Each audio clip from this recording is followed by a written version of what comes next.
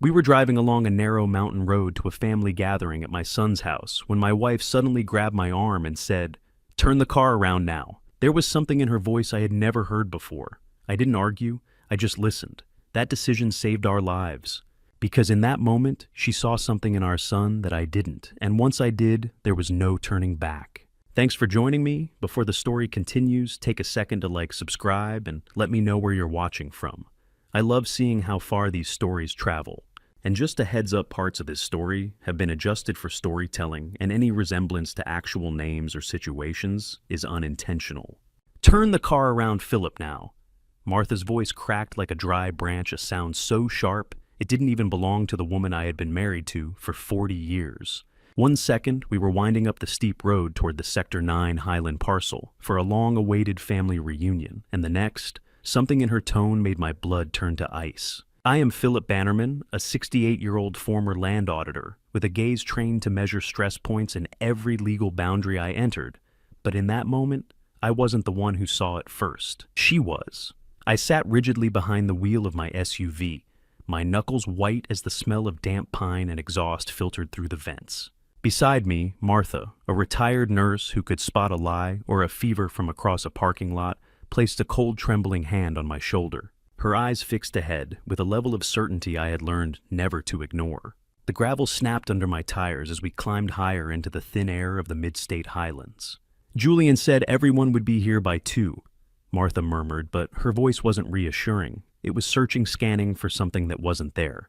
"Philip, where are the cars?" She added, quieter this time. I followed her gaze instinctively. She was right.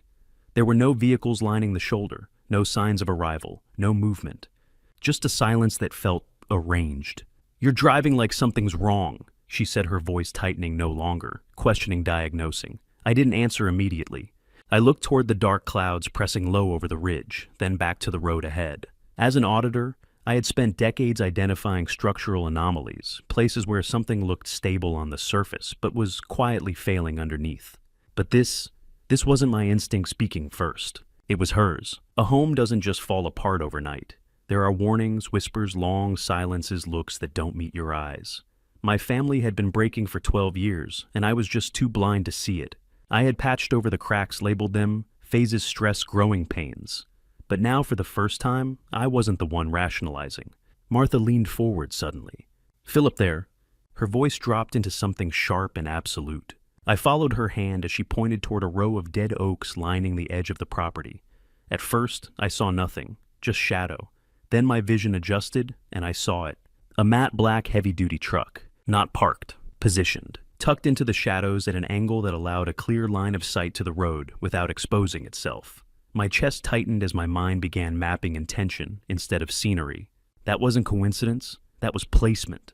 And then I saw Julian, standing on the porch, not moving, not waving, not smiling. He held a thick industrial envelope in both hands, his posture rigid, his face completely still. There was no warmth in his expression, no recognition, just focus, like a man waiting for something to arrive on schedule. "Philip, look at his face," Martha whispered, her voice now stripped of all doubt. "That's not a son waiting for his parents." Her hand tightened on my arm. "And those men?" I shifted my focus back toward the truck. 2 figures moved in the shadows. Slow, controlled, not approaching, watching. "They're not carrying anything," Martha said, her breathing shallow now. "Philip, those aren't bags. Those are restraints." Something inside me snapped into place. Not fear, clarity. My son wasn't hosting a reunion. He was staging something. "Turn the car," Martha said again. No panic, no hesitation, just certainty. I didn't argue. I didn't question. I moved. The gear shift slammed into reverse, the tires screaming against the loose shale as I forced the SUV into a violent arc.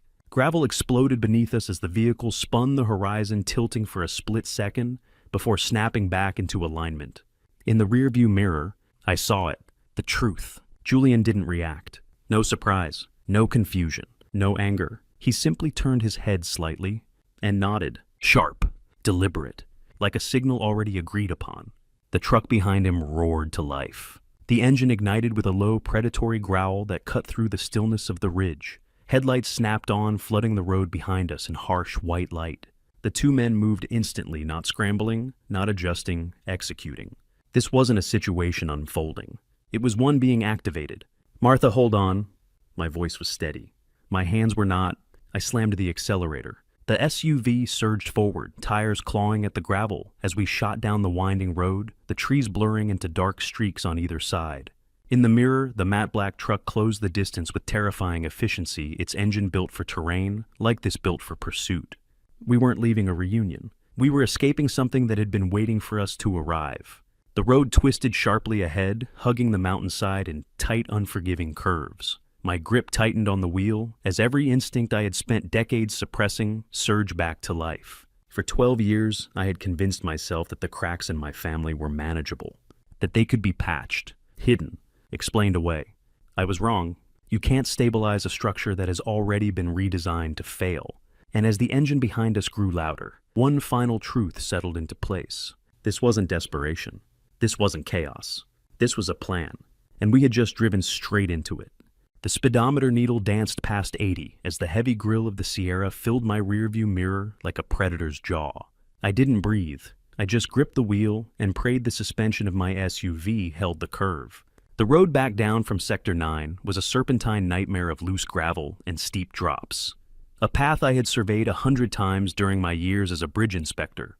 I knew every structural weakness of the asphalt, every place where the mountain tried to reclaim the shoulder. Now that knowledge was the only thing standing between us, and a lethal plunge. Behind me, the black truck surged forward, its engine screaming with a turbocharged fury that made the chassis of my own car vibrate. I felt the shockwave of its displacement before I felt the impact.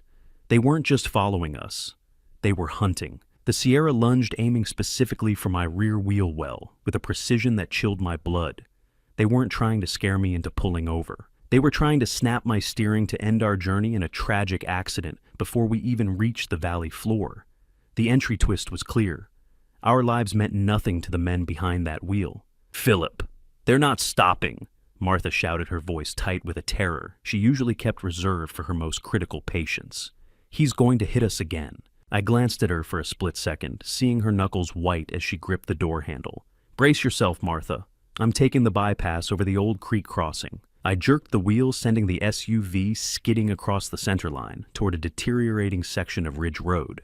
Most drivers would have avoided this stretch out of fear for their axles, but I knew the banking was deep enough to hold a high-speed turn if you hit the apex just right. Metal screamed. Glass spiderwebbed. My world became a cage of vibrating steel, and Martha's shallow, terrified breathing. The Sierra slammed into our bumper, a bone-jarring jolt that sent us fishtailing toward the embankment. I fought the steering column, feeling the raw mechanical resistance deep in my palms. The smell of burning rubber and hot oil filled the cabin, a sharp industrial scent that signaled the car was reaching its structural limits. I managed to stabilize the drift just as we cleared the creek bridge, the sound of gravel pelting the underside of the SUV like a volley of gunfire. I looked in the mirror, watching the dust clouds billowing behind us, but the Sierra didn't falter. It recovered from the bridge jump with a heavy rhythmic bounce and surged back into my slipstream. These weren't local kids looking for a thrill. The way the driver maintained the line, the way he anticipated my swerves, it was clinical. They know how to drive. Philip, Martha gasped, her eyes fixed on the side mirror. "These aren't just some local kids." I nodded, my jaw aching from the tension. "They're professionals, Martha. Julian didn't just invite us to a party. He sold us to a pack of wolves. How many times had I inspected the guardrails on this very road, ensuring they were strong enough to save a life? Now, I was looking at them as the only thing keeping us from a 300-foot drop into the pines.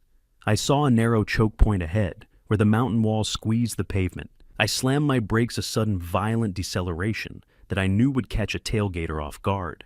The Sierra driver reacted quickly, but not quickly enough. He swerved to avoid my bumper clipping the rusted steel guardrail. Sparks showered the road like a dying firework, and the black truck lost its momentum as its front fender crumpled against the barrier. For a moment, I thought we had won.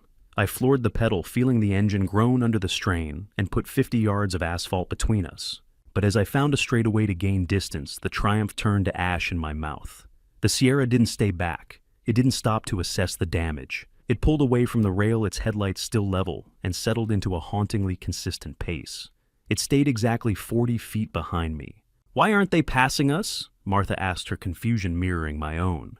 They have the horsepower. They could have rammed us off the road 10 times over by now. I looked at the road ahead, then back at the mirror. Because they don't want us stopped yet, I whispered. They want us exactly where they're waiting. The Sierra was a shadow, with teeth an apex predator that didn't need to bark because it knew exactly where the fence ended. They were herding us. To my right, a set of headlights appeared on a parallel access road, moving in perfect synchronization with our pursuit. We were being funneled toward a destination they had chosen long before I ever turned the key in the ignition. Strategic dread settled in my stomach, heavier than the G-forces of the turns. I knew the layout of this county like the back of my hand. If they kept us on this path, there was only one turnoff left before the road hit the main highway, and that turnoff led into the rotting guts of the timber country. My palms were slick against the steering wheel, the vibration of the column making my fingers numb. The timber gate loomed ahead, white and stark against the dark green of the trees. It was a massive weathered barrier made of old oak heartwood, and it wasn't supposed to be closed. It had been chained shut, blocked by a fallen timber trunk that looked far too deliberate to be a storm casual. It was a pre-staged trap, a structural wall meant to break our momentum and force us into the only opening left on the shoulder. As I yanked the wheel toward the gap, the SUV's tires screaming in protest, I saw the glint of a second black truck waiting in the dark of the sawmill entrance. Its engine was already running. My tires screamed against the damp earth as I dove into the darkness of the old mill, my headlights cutting through the dust of a decade. I wasn't just running from a truck anymore, I was driving straight into a grave. The SUV lurched as it left the asphalt, the suspension bottoming out on a rotted timber beam. Behind us, the timber gate remained white and stark in the rearview mirror, but the second black truck had already pivoted, cutting off the gravel neck of the sawmill entrance. I yanked the wheel, guiding us into the belly of the main structure, where the smell of dry rot and old diesel hung heavy in the air. I had inspected enough collapsing bridges to know the sound of structural surrender, and as I squeezed the SUV through a narrow loading bay intended for forklifts, the screech of metal against rotted cedar told me I was out of room. I found a pocket of absolute shadow near a defunct conveyor belt and doused the lights. The sudden silence was worse than the chase. The pursuit was never meant to capture us out on the road. The realizing of that truth made my stomach turn. They were hurting me, driving me toward this specific point of failure. It was a calculated elevation of my heart rate, a physical stress test, where the outcome had been rigged before I ever left my driveway. "Philip, you're breathing.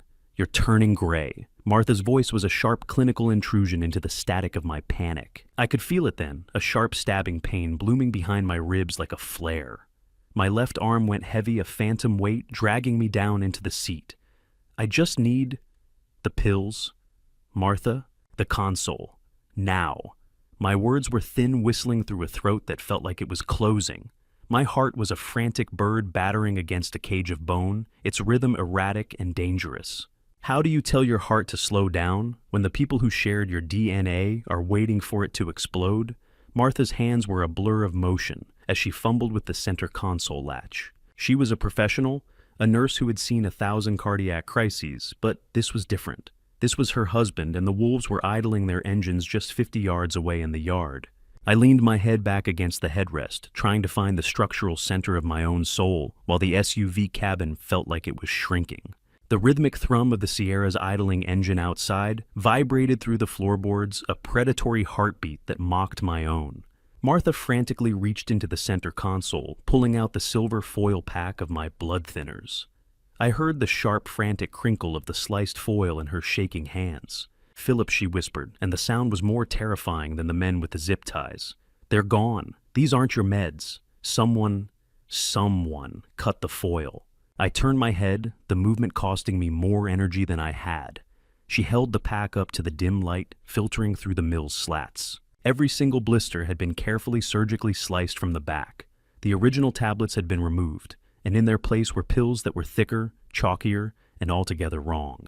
I didn't need a lab to know the signature. Vanessa, she was in the kitchen, organizing the cabinets last week. I could almost see her manicured fingers moving through our pantry, her face a mask of daughter-in-law helpfulness while she prepared our execution.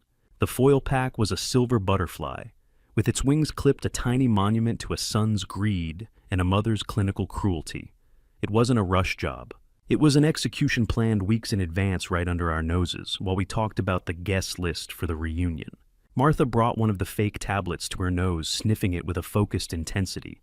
I could see the cold, chalky dust of the fake pills on her fingers.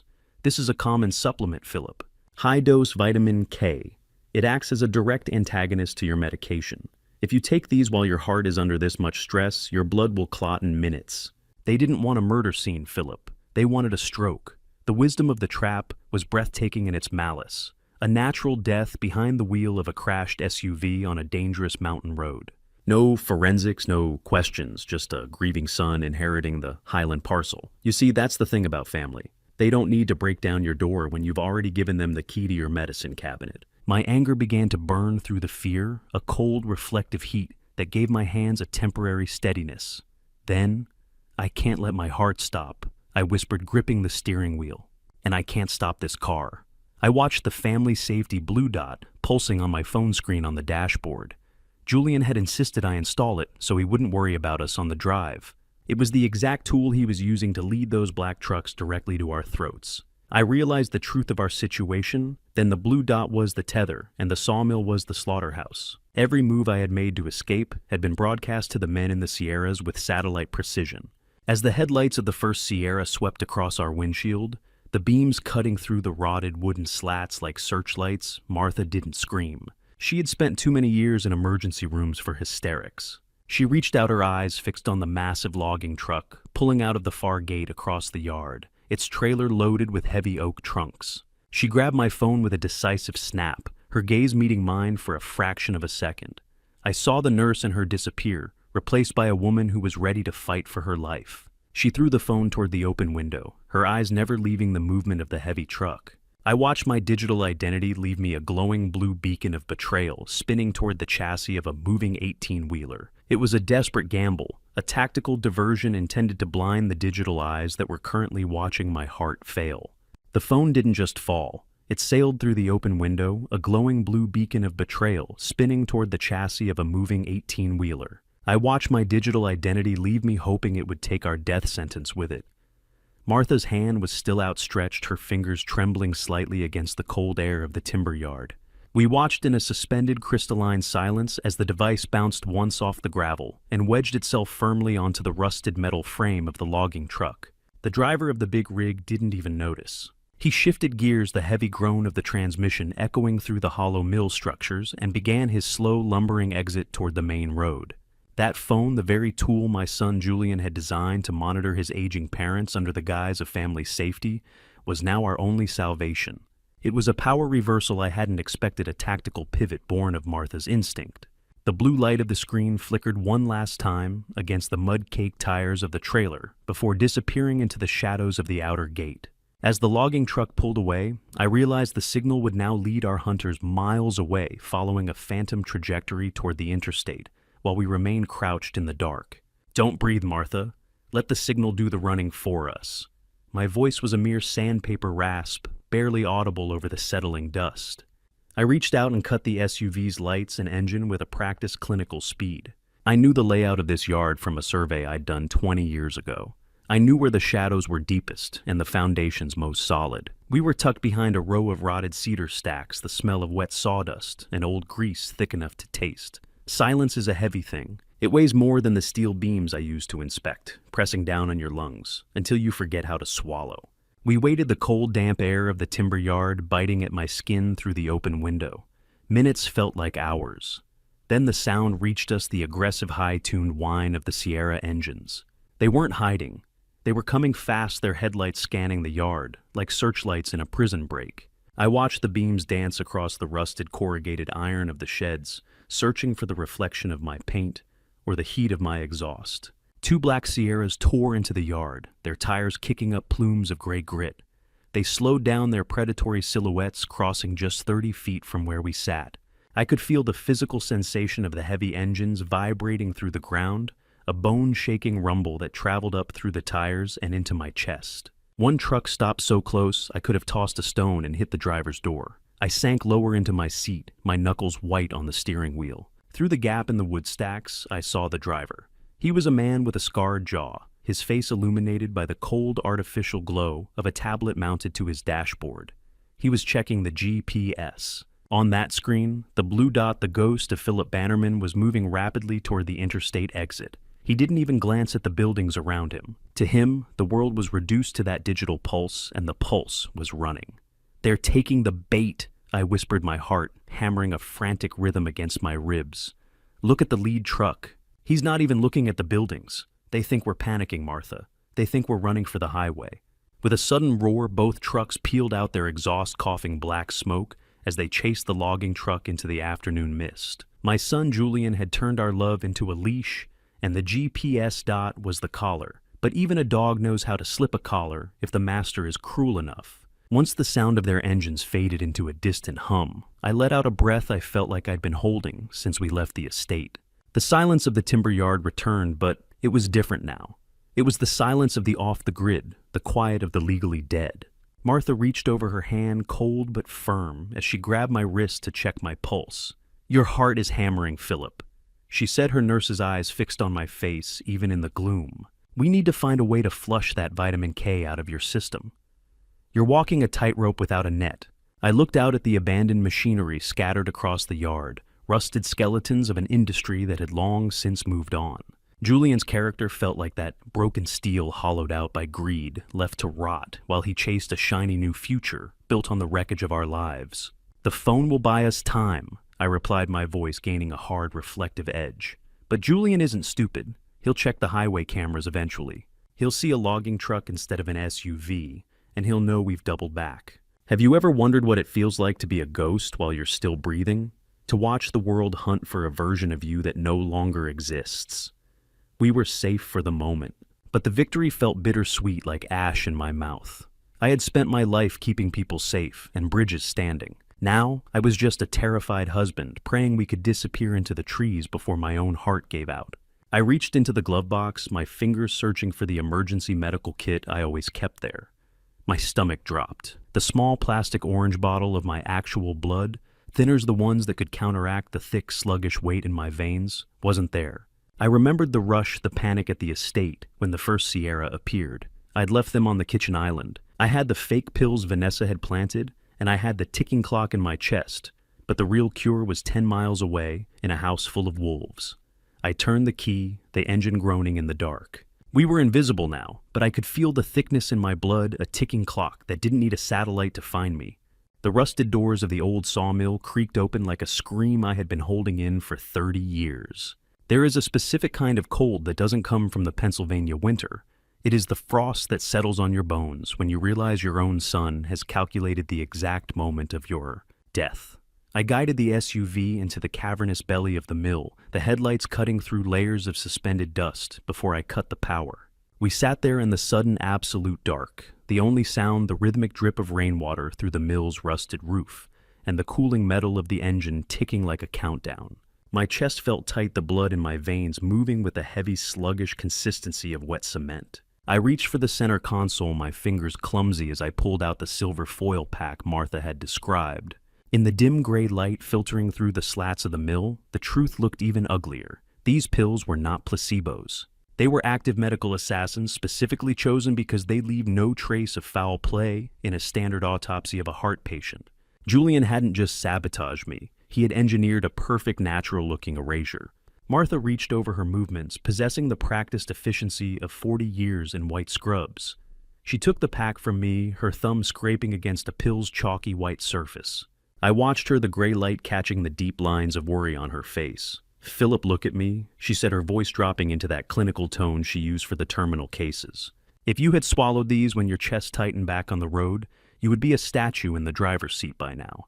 It is high-dose vitamin K. It doesn't just block your meds, it turns your blood into cement." The chalky, bitter scent of the crushed tablet reached my nose, a smell that will forever be linked to the image of my son's smiling face at the estate. Trust is like a bridge truss.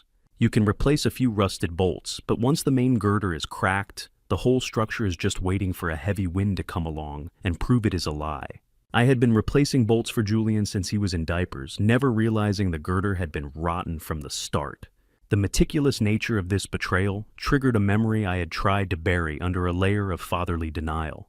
5 years ago, Julian had come to my home office, his eyes red and his hands shaking. "Dad, I am drowning," he had said, leaning over my desk. "This logistics certification is the only way I can keep my contracts. Please just one last lift." I remember the weight of the checkbook in my hand. I remember the $20,000 I drained from the savings Martha and I had built for our quiet years. "I'm doing this for your future, Julian," I had told him. "Don't let me down." He had hugged me then, a long, firm embrace that I had mistaken for gratitude. Months later, a stray credit card statement revealed the truth. There was no course, no certification. There was only a lavish resort vacation in the Maldives for him and Vanessa. How many times can a man look at a lie and call it potential before he admits he is just an architect of his own destruction? I had built his life out of my own sacrifices, and he was using those materials to build my coffin. I stared at the fake pills in the dim light of the mill, the metallic taste of old regret sharp in my mouth. Julian didn't just want money anymore. He wanted the clean slate that only a dead father could provide. He wanted the Highland parcel, and he wanted the life insurance, and he wanted me gone, so he never had to look at the man who knew exactly what he was. Martha shifted in the passenger seat, her gaze suddenly snapping toward the floorboards. She reached into her nurse's emergency kit, but she didn't pull out a stethoscope. She pulled out a small handheld frequency sweeper she'd kept since the hospital had those stalking incidents. "Philip, wait," she whispered. The device chirped a low, persistent electronic pulse that made my hair stand on end. She stepped out of the car, kneeling in the grit and oil of the mill floor. Under the rear bumper, hidden behind a layer of mud and road salt, she found it. A hardwired GPS beacon tucked into the wheel well. The phone diversion had been a clever trick, but it was only a partial solution. They had a second way to find us. Every time I helped him, I was just buying the rope he is using to hang us now. The vitamin K wasn't a warning. It was a period at the end of a sentence Julian had started writing years ago.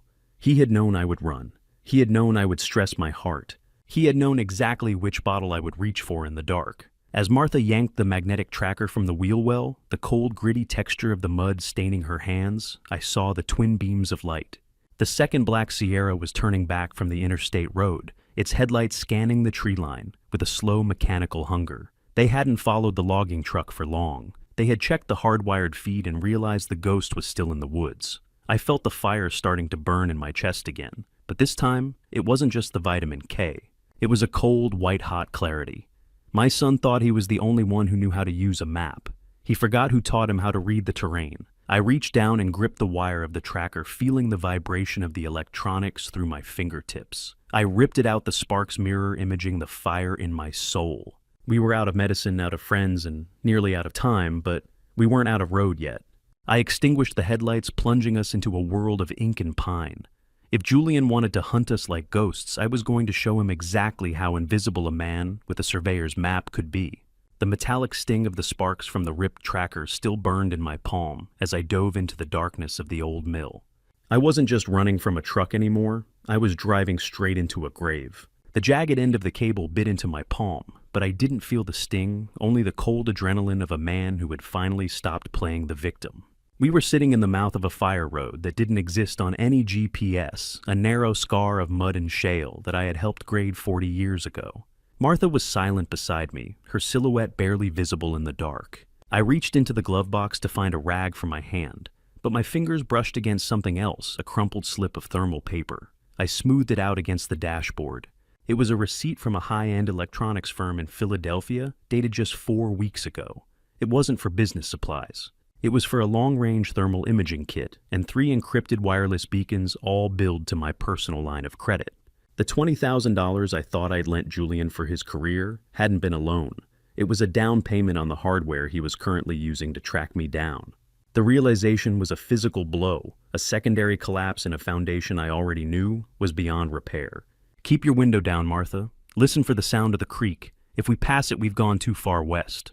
My voice was low, a surveyor's directive. I eased the SUV into gear, the tires crunching over hidden roots and wet hemlock needles with a rhythmic bone-deep vibration. Navigating these backwoods without lights is like trying to read a blueprint by feeling the ink with your fingertips. You have to trust the texture of the earth more than your eyes. I felt the incline of the ridge through the seat of my pants, measuring the pitch and roll of the vehicle against the memory of the topographical surveys I'd memorized decades ago. Every time the chassis groaned over a rock, I felt a corresponding spike in my chest, a reminder that the medical clock was still ticking. Martha leaned out the window, her hair whipping in the cold, damp air. I see the old fire tower silhouette. Philip. We're on the right track. She was being my eyes her nurse's focus, shifting from monitors to the charcoal outlines of the forest. We moved at a snail's pace, a shadow crawling through shadows far beneath the line of sight of the main road, where the Sierras were likely still patrolling. The slow, treacherous drive forced a heavy silence that I could only fill with the debris of my own regrets. I thought about that check I'd signed 5 years ago, the one I'd handed over in my home office with such a sense of paternal pride. I thought I was saving him, Martha. Every check I wrote was just another nail in our coffin. I could see the ink in my mind, the sweeping curves of my own signature, authorizing my own destruction. I had viewed those loans as a bridge to a better life for Julian, a way to shore up the structural flaws I saw forming in his character. But you can't reinforce a pillar made of sand.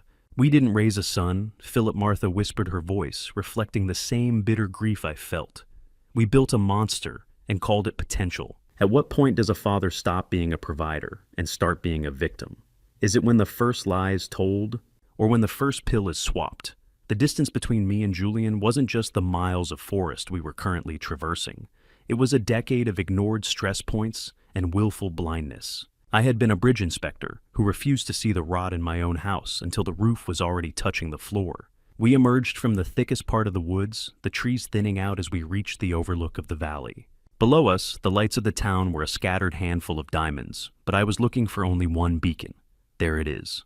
Audrey's place. The only house on this ridge with a foundation I still trust. My daughter's home sat on an isolated spur, a sanctuary of cold logic and hard numbers. But even as I felt the first surge of relief, the sky above us finally broke. A violent lightning strike ripped through the darkness, illuminating the valley in a harsh strobe-like white. The lightning didn't just light up the sky, it exposed the rot. It showed us exactly how far we had fallen. For a split second, the world was as bright as noon, and I saw the jagged edges of the ravine we had just skirted. I knew that by bringing ourselves to Audrey's door, we were bringing the war to her. Julian wouldn't stop at the driveway. He'd seen her as an obstacle for years, a sister who asked too many questions about the family accounts. Once we crossed that threshold, Philip, there's no going back. Martha warned, her hand resting on my arm. Her protective anxiety was a heavy weight, a counterbalance to the desperate hope that Audrey could help us find a way out of this legal and medical maze. I steered the SUV down the final descent, the tires slipping on the rain-slicked shale. The smell of ozone and crushed hemlock needles filled the cabin as the first heavy drops of the storm began to pelt the roof. I pulled the SUV into the shadow of Audrey's porch, the engine dying with a final exhausted shudder. The silence that followed was absolute, broken only by the rhythmic drumming of the rain. I looked across the street, my surveyor's instinct picking up a shape that didn't belong on a residential utility pole. A small matte black housing was clamped to the wood, a cold red eye of a lens pulsing with a slow mechanical hunger. It was a hidden camera I hadn't installed, a piece of the high-end surveillance kit I'd probably paid for with that $20,000 loan. The metallic taste of fear returned sharp and biting. Julian hadn't just followed us. He had anticipated us. He had mapped our escape routes before we even knew we were running. We weren't safe. We were just in a different room of the same trap. I looked at Martha, and in the faint red glow of the surveillance light, I saw the same realization in her eyes. The hunt wasn't over. It had just moved indoors. The front door creaked open, and for a second, my daughter's face was the only thing in the world that didn't feel like a lie. But even as she pulled us into the warmth, I could see the steel in her eyes, the kind of look a woman gets when she has been fighting a war alone. My daughter, Audrey Bannerman, 34. A forensic accountant who dealt in cold numbers and hard facts, opened her door and didn't even act surprised to see us. She looked at our rain-soaked clothes and the tremor in Martha's hands with a clinical gaze that quickly shifted to the street behind us. "Move," she whispered, her voice a sharp instrument. "Get inside before the sensors trigger another log." She didn't hug me. She didn't ask if I was okay. She simply grabbed my arm and hauled me across the threshold, her other hand already reaching for the heavy, metallic, reinforced deadbolt. The click of the lock was final, a heavy sound that echoed through the small entryway like a gavel. Audrey started checking the monitors, but it was Martha who grabbed my shaking hands. "Philip, look at me," she said, her nurse's instinct cutting through my panic. "We aren't just running anymore. We are fighting. Audrey checked the back door sensors now. Inside the house didn't smell like a home. It smelled of rain-soaked wool and the sharp acidic scent of Audrey's strong coffee. Audrey moved with the efficiency of a soldier, closing the blackout curtains and checking a monitor mounted near the door. "Don't stand near the windows, Dad," she warned, her eyes never leaving the screen. "I've had the curtains reinforced for a reason." "You knew, didn't you?" I asked, my voice sounding hollow, even to my own ears. "You knew he was coming for us." Audrey finally turned to look at me, the cold blue light of the monitors reflecting in her glasses. I didn't know the date she said, but I knew the math. And Julian's math always ends in a zero-sum game. I watched her walk toward her dining room table, which had been converted into a tactical command center. Files were spread across the surface in a way that reminded me of my own bridge inspection reports, but these were financial blueprints. The transition from the terrifying darkness of the fire roads to the sterile, organized safety of Audrey's living room was jarring. Audrey's house didn't feel like a home. It felt like a bunker built out of spreadsheets and spite. It was the only logical response to a brother like Julian. She reached into a stack of folders and pulled out a document stapled to a bright yellow cover sheet. "This is why I've been off the grid, Dad. This is what Julian tried to do to me 6 months ago." She handed me the papers. It was titled Renovation Waiver, a seemingly standard form for home improvements. As a forensic accountant, Audrey had caught the fine print that Julian assumed she would skim. It wasn't a waiver at all. It was a legal trick to place a primary lien on her own property to cover his business expansion. He told me it was just a formality for the contractor insurance. Audrey said, her voice tight with a suppressed fury. "If I hadn't read page 14, he'd own my roof by now. He tried to steal your home while smiling at your Thanksgiving table. I felt a new kind of bile rise in my throat. I realized then that Julian's predatoriness wasn't limited to his aging parents. He was systematically trying to cannibalize the entire family's assets one signature at a time. Have you ever looked at a document and realized it was a blueprint for your own homelessness? Julian didn't use a crowbar. He used a fountain pen. I stared at the crisp, sharp legal paper, the ink looking like a series of tiny black traps. The revelation forced me into a painful memory from 3 years ago. We had been at the lake house, the sun setting over the water, and Audrey had pulled me aside. She had found early red flags offshore shell companies registered in Julian's name, weird transfers from my retirement account that Julian claimed were clerical errors. I remember the way I had silenced her. I had told her she was being too clinical, that Julian was family, and family deserved the benefit of the doubt. I had called her cynical when she was just being honest. "I'm sorry, Audrey," I whispered the words, feeling heavy and inadequate. "I should have listened to you at the lake house. I was the architect of this disaster, wasn't I?" My refusal to acknowledge Julian's rot allowed it to spread until it threatened our lives. "Apologies don't fix structural failure, Dad," Audrey replied, though her tone softened slightly as she looked at my exhausted face. "But data might." She gestured to the monitors. "I haven't just been hiding. I've been building a evidence file on Julian's finances for months. I knew the day would come when his greed outpaced his patience. I just didn't expect him to hire professionals. You want to know the real cost of keeping the peace? It's the interest you pay on a lie until it bankrupts your soul." I had spent 12 years painting over the rust in Julian's character, thinking I was preserving the structure of our family. Instead, I had just made the eventual collapse more lethal. I picked up the fraudulent waiver again, my eyes scanning the bottom of the last page. That was when I saw it. A familiar notary stamp was pressed into the paper, the purple ink slightly smudged. I recognized the name immediately. It belongs to a family friend, a man I've known for 30 years. My God, Audrey. Julian didn't do this alone. He's got the notary in his pocket. This means his network of corruption is wider than we thought.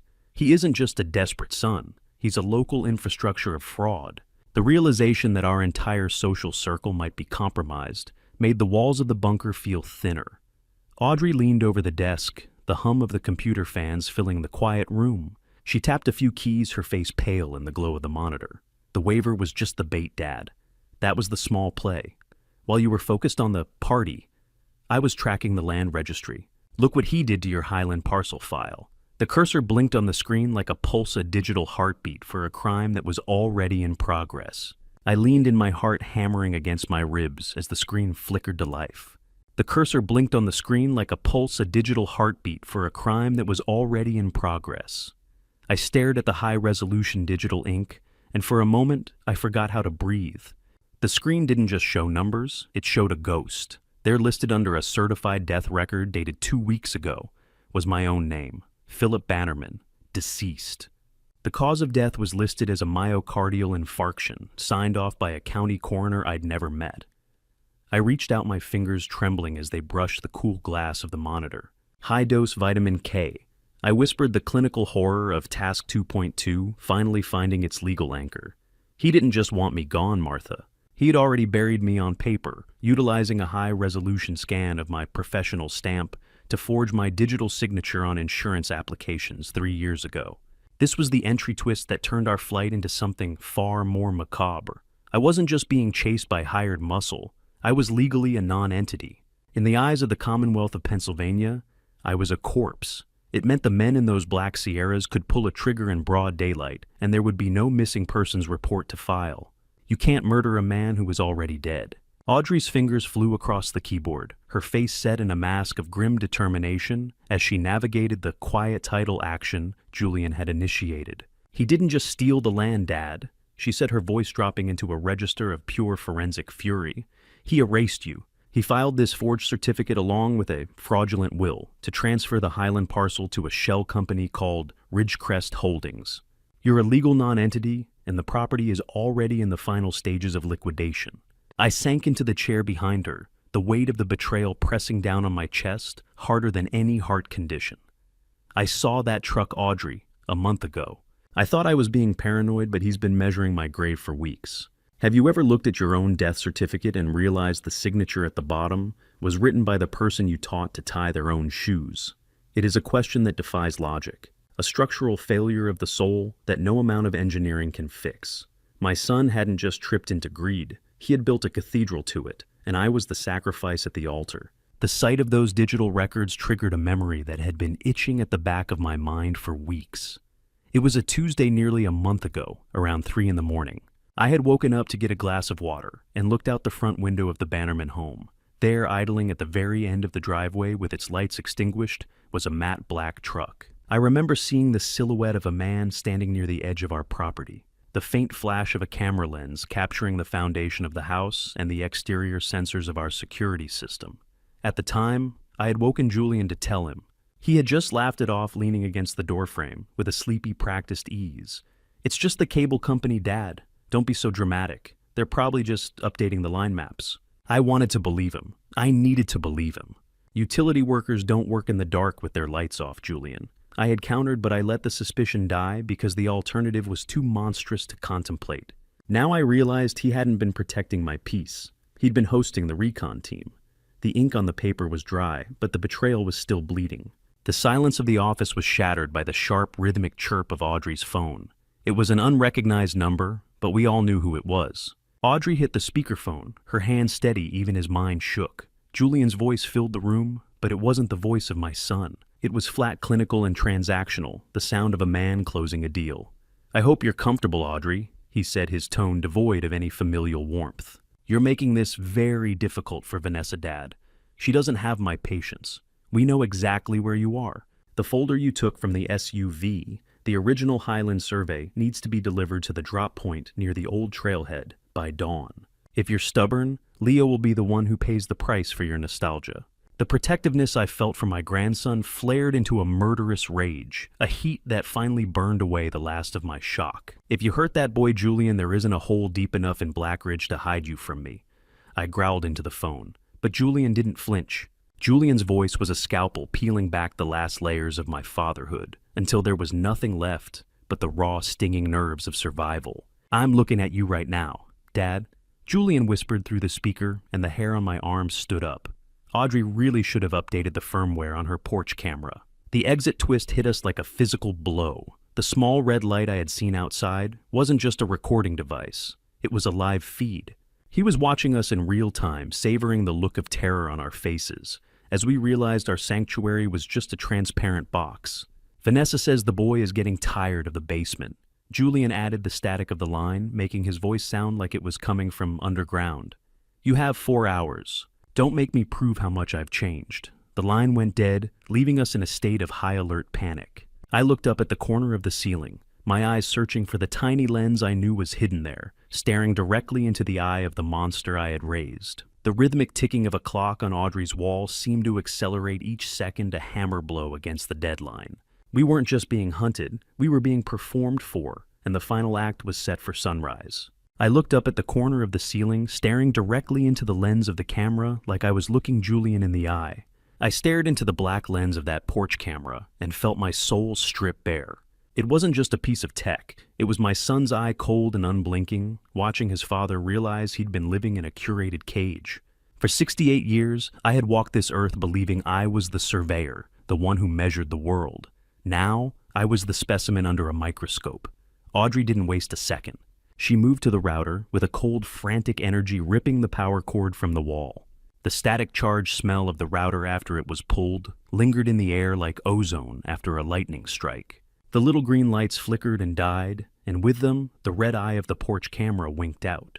Audrey's fingers flew across her keyboard as she opened her laptop. "He's been inside my network since Christmas, Dad," she muttered, her face pale in the cold blue glare of the monitor. "Every file I thought was private. He's already seen it. He installed a remote access Trojan on my firmware. He wasn't just watching us, he was living in our pockets." "Cut the power, Audrey." I growled, my voice a jagged rasp of anger. "If we can't see him, he doesn't get to see us bleed." Click. The router went dark. The red eye died.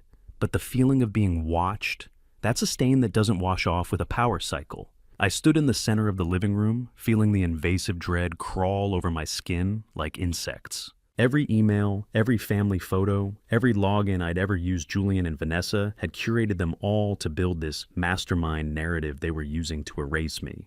I suddenly remembered the blue folder. It was supposed to be safe in the false bottom of my briefcase locked inside the SUV. I needed to see it. I grabbed my keys and headed toward the front door, but Audrey caught my arm. "Use the garage door, Dad. Stay out of the line of sight." I slipped into the garage, the rhythmic drumming of rain on the metal SUV roof outside, creating a hollow, percussive sound. I fumbled with the latch of my briefcase, my fingers clumsy. My son was a scavenger picking through the bones of my career to find the one map that would let him sell the marrow. The false bottom felt too light. I yanked it open. The Highland Survey, the original stamped topographical maps that defined the boundaries of the parcel, was gone. "He didn't just hack us, Audrey," I said, as I stumbled back into the kitchen, the empty folder dangling from my hand like a dead bird. "He was in the car. While we were in the sawmill, distracted by the pills Julian must have slipped in. He didn't just want me dead, Philip. He needed the original surveyor's marks to validate his forgery. He needed my hands to sign the deed before I went, or at least the physical evidence that I had. I sat at the dining room table, the hollow, papery sound of the empty document folder echoing my own internal vacuum. Martha sat across from me, her eyes red-rimmed, but her jaw set firm. The betrayal was so absolute it had moved past the point of pain and into a territory of clinical calculation. I reached for the documents. Audrey had pulled up the digital copy of the death certificate. How do you fight a man who has already buried you in the eyes of the law? You become the ghost that haunts the courtroom. I spread my remaining maps out, the ones Julian didn't think mattered. My bridge inspector's mind began to work, searching for the stress point, the one structural flaw Julian had overlooked in his hurry to be rich. I saw it then. The certificate was stamped with a time of death 2:14 p.m. At that exact moment, I was executing the high-speed U-turn and the GPS diversion we'd recorded on the interstate dash cam. The physical reality of my survival contradicted the digital lie of my death. He built a perfect bridge of lies, but he forgot to check the foundation. I whispered, a cold resolve finally settling over me. This time stamp. It proves I was alive when the death was recorded. "Then we don't just hide," Dad, Audrey said, her voice matching mine in steel. "We provide the proof." I held the forged certificate up to the light. And that's when I saw it, a smudge of ink on the notary's seal that didn't belong. It was a slight blur, a characteristic bleed I recognized. I looked closer, my surveyor's loop bringing the forgery into sharp focus. The stamp was signed by Benjamin Vance, a man we'd known for 30 years, a regular at our Sunday barbecues. My son hadn't just corrupted himself, he had turned our community into a syndicate. The realization that our family friend was the one who had legally erased me was a secondary fracture in my heart. Just as I was about to speak, a sharp metallic chirp erupted from the silence. It was the notification sound from Audrey's phone sitting on the granite counter. We all froze. The thumbnail on the screen showed a video message. It was a still shot of a windowless room, gray concrete walls lit by a single harsh bulb. In the center of the frame was a small wooden chair, and on it a boy whose small frame was shaking. Leo, my grandson. The bar below the video began to fill as the message downloaded. The progress bar was an agonizing crawl, a countdown to a heartbreak I wasn't prepared for. Martha gasped, her hand flying to her mouth. I felt the last of the Philip Bannerman who sought peace wither away. The man remaining was made of reinforced steel and a cold, measuring rage. I didn't need a map to find Julian anymore. I just needed to survive long enough to dismantle him. The video loaded with an agonizing crawl, the progress bar a countdown to a heartbreak I wasn't prepared for. I stared at the grainy low-light flicker of the video notification on Audrey's phone in the dimly lit dining room, my breath hitching as the pixels began to align into a recognizable shape. The progress bar on the video message crawled like a parasite across the screen. I watched it knowing that once that play button was hit, the last shreds of my son's humanity would likely vanish into the static. When the footage finally stuttered to life, it wasn't Julian's face that appeared. It was my 10-year-old grandson Leo, whose bright eyes usually held nothing but wonder, now staring through the grainy video feed, with a hollow, terrified pleading. He was sitting in a concrete windowless room, the gray walls weeping with dampness. The sound of Leo's sniffling echoed through the phone speaker, a wet, rhythmic misery that tore through my clinical composure. "Grandpa, please," he whimpered, looking off camera, as if reading from a script being held by a ghost. "Mommy says you're very sick. She says you're confused and that I have to help save the family. She says I have to find the numbers from the safe in your office." I felt the cold, smooth glass of the phone screen against my thumb as I gripped the device so hard I thought it might shatter. Leo wasn't just a hostage. He was being weaponized, his innocence dismantled to serve as a crowbar for my safe. Julian and Vanessa had poisoned the well, brainwashing the boy into believing his grandfather was a dangerous lunatic. "That's not just a basement, Audrey," I whispered, my voice thick with protective rage. "Look at the exposed conduit on the wall and the way that floor drain is graded. That's a commercial structure, maybe industrial. They aren't just taking the land, Dad. They're taking the boy's mind." The screen went black. The silence that followed was a physical weight pressing the air out of my lungs until I tasted copper. I reached out and tapped the screen, rewinding the last few seconds of the feed. I needed to see what was behind the boy. The video ended with Vanessa's manicured hand reaching into the frame to pull the camera away, her crimson nails a sharp contrast against the dull concrete. But just before the light cut, I saw it, a bright orange surveyor's transit case tucked into the shadows of a corner. It was my case, the one I thought was tucked safely in the corner of my garage. "They've been inside our home for weeks, Audrey. They've been stealing more than just papers. They've been auditing my entire life." I utilized the pause button to analyze the grainy reflection in a metallic surface behind Leo. It was a polished steel plate on a heavy machinery casing. In the distortion, I could see a silhouette holding a portable work light. It was Julian. He wasn't just the financier of this nightmare, he was the cameraman directing his son's terror for a better angle. Vanessa's kindness was a velvet glove over a hand made of rusted scrap metal. I had let her polish my life while she was busy cutting the brakes. I looked at the black screen and felt a shift in my own internal structure. The architect who built a family was gone. The inspector who looked for the point of total collapse had taken his place. Martha joined us in the kitchen, her face pale as the smell of stale coffee and early morning rain drifted through the open window. She had overheard the audio, but her mind was stuck on a different stress point. "She spent 2 hours in there, Philip," she said, her voice trembling as she leaned against the counter. "Last week when Vanessa insisted on cleaning and organizing our primary bathroom, I thought she was just being fussy about the labels. She said our medicine cabinet was a mess and that a man with my heart condition needed a better system. The epiphany hit me like a structural failure. Every detail of the sabotaged vitamin K pills we'd found in the SUV now had a source. Vanessa wasn't being a helpful daughter-in-law. She was performing a reconnaissance of my medical vulnerabilities. She was labeling my execution method, ensuring that when the chase pushed my heart to the limit, I would reach for the very thing that would turn my blood to lead. Julian provided the access, the keys to the house I'd built for him, but Vanessa provided the lethal precision. How do you unlove a son? How do you look at the child you held in the delivery room and see a man who would let his own mother find his father's cold body? It is a question that has no answer. Only a cold, hardened resolve that began to calcify in my chest. The grief was a luxury I could no longer afford. I took the phone from Audrey and enlarged the final frame of the video, focusing on the metallic reflection I had seen earlier. There, etched into the side of a heavy iron casing, was a series of numbers. It was a serial number on an industrial pumping station valve. My hands were steady for the first time since yesterday, the familiar language of machinery providing a calm that family could no longer offer. I know that valve number. I whispered, my eyes locking onto the digits. I inspected that facility 10 years ago. It's the Sector 14 pumping station on the northern edge of the county. It's an iron beast crouching on a limestone shelf that most people have forgotten exists. They think they've found a ghost town where no one will look. They have no idea that I'm the one who drew the original blueprints for the structural retrofitting. I know every crawl space, every blind spot in the security perimeter, and every rusted bolt in that building.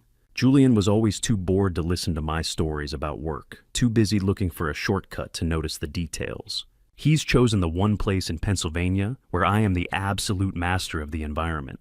I looked at Martha and Audrey, seeing my own surgical focus reflected in their eyes. The blueprints for Sector 14 were locked in my memory, a map of weaknesses that Julian had never bothered to learn. We weren't just going to find Leo. I was going to dismantle the bridge they thought they were crossing to my grave. The blueprints for Sector 14 were locked in my memory, a map of weaknesses that Julian had never bothered to learn. I pulled up the old structural ledger for Sector 14 on Audrey's screen, the digital pages turning with a snap that sounded like a bone breaking in the quiet of the office. I didn't just need to find where Julian was. I needed to find the exact pressure point that would make his entire operation crumble. As a bridge inspector, I spent my career looking for the one rusted bolt or hairline fracture that could bring down tons of steel. Now, I was looking for the flaw in my own bloodline. The entry twist hit me as Audrey bypassed the final layer of encryption on the business drive. The $820,000 debt Julian was carrying wasn't a result of his poor management alone. The records showed the loans were initiated by Vanessa using Julian's future inheritance as the primary bait for Vance Capital. She hadn't just married into the family, she had mortgaged us before the wedding cake was dry. I watched the numbers scroll by, a relentless column of interest and penalties that made my stomach churn with a stunned analytical disgust. Julian didn't just make a mistake. He invited a parasite into the family tree that was now prepared to devour the roots. The Highland parcel wasn't the goal, Audrey. It was just the first payment on a bill we never signed for. $820,000. Dad, Audrey whispered, her face pale in the light of the monitor. He didn't just lose the business. He sold the name Bannerman to a shark. I leaned in, my eyes catching the name Vance Capital again and again. Vance doesn't want the money, Audrey. He wants the limestone rights under the ridge. Julian is just the key to the gate. I felt the metallic taste of old coffee in my mouth, bitter and cold. $800,000. That's not a number. It's a weight. It's the sound of a bridge cable snapping under a load it was never meant to carry. My son had allowed himself to be tethered to a monster, and he was dragging all of us into the abyss with him. Audrey's fingers flew across the keyboard, pulling up a secondary dossier on Garrett Vance. The man was a ghost in the legal system, but a giant in the world of predatory asset stripping. We sat in the hum of the cooling fans, reading through a history of mysterious accidents that occurred precisely when property owners refused to sign over their deeds to Vance's shell companies. "Look at this," Philip Audrey said, pointing to a scanned news clipping. A developer in Scranton tripped down his cellar stairs 2 days after refusing to sell to Vance Capital. His family signed the transfer papers a week after the funeral. I felt a deepening dread, a lethal urgency that made my fingers twitch. He's a ghost, Audrey. He doesn't leave fingerprints. He just leaves grieving families and signed contracts. I thought of the vitamin K in my center console, the meticulous way the foil had been sliced. This wasn't a desperate plan hatched in a basement. It was a corporate executioner's standard operating procedure. Julian wasn't just my son anymore. He was the inside man for a professional enforcer. How do you tell a mother that the boy she carried for 9 months has been carrying a price tag on his father's head for 12 years? I looked toward the kitchen where Martha was trying to rest, and the thought was a physical blow to my chest. I had spent my life inspecting the safety of the public, yet I had failed to see the rot in the person who sat at my own dinner table. I kept digging through the subfolders until I found a hidden PDF titled Primary Guarantee. I opened it, and the world seemed to tilt on its axis. It was a secret life insurance policy Julian had taken out on me 3 years ago. The payout was exactly $820,000 plus a rider for accidental death. I am worth more to him as a corpse than a father. I said, my voice sounding like it was coming from the bottom of a well. He didn't just want the land, he wanted the insurance to clear the books. The realization was heart-shattering, yet it brought a tactical hardening I hadn't felt since the early days of my career. He isn't coming for the folder anymore, Dad, Audrey said, her voice shaking. He's coming to collect on the policy. The industrial envelope Julian was holding on the porch, it wasn't just land deeds. It was likely the final release forms, the ones that Leo was being used to extract the safe codes for. I wasn't looking at a son. I was looking at a ledger. And I was the only line item Julian wanted to delete. The final twist lay buried in a payroll archive Audrey unearthed. Julian wasn't just a debtor. He had been listed as an associate on Vance Capital's payroll for 12 years.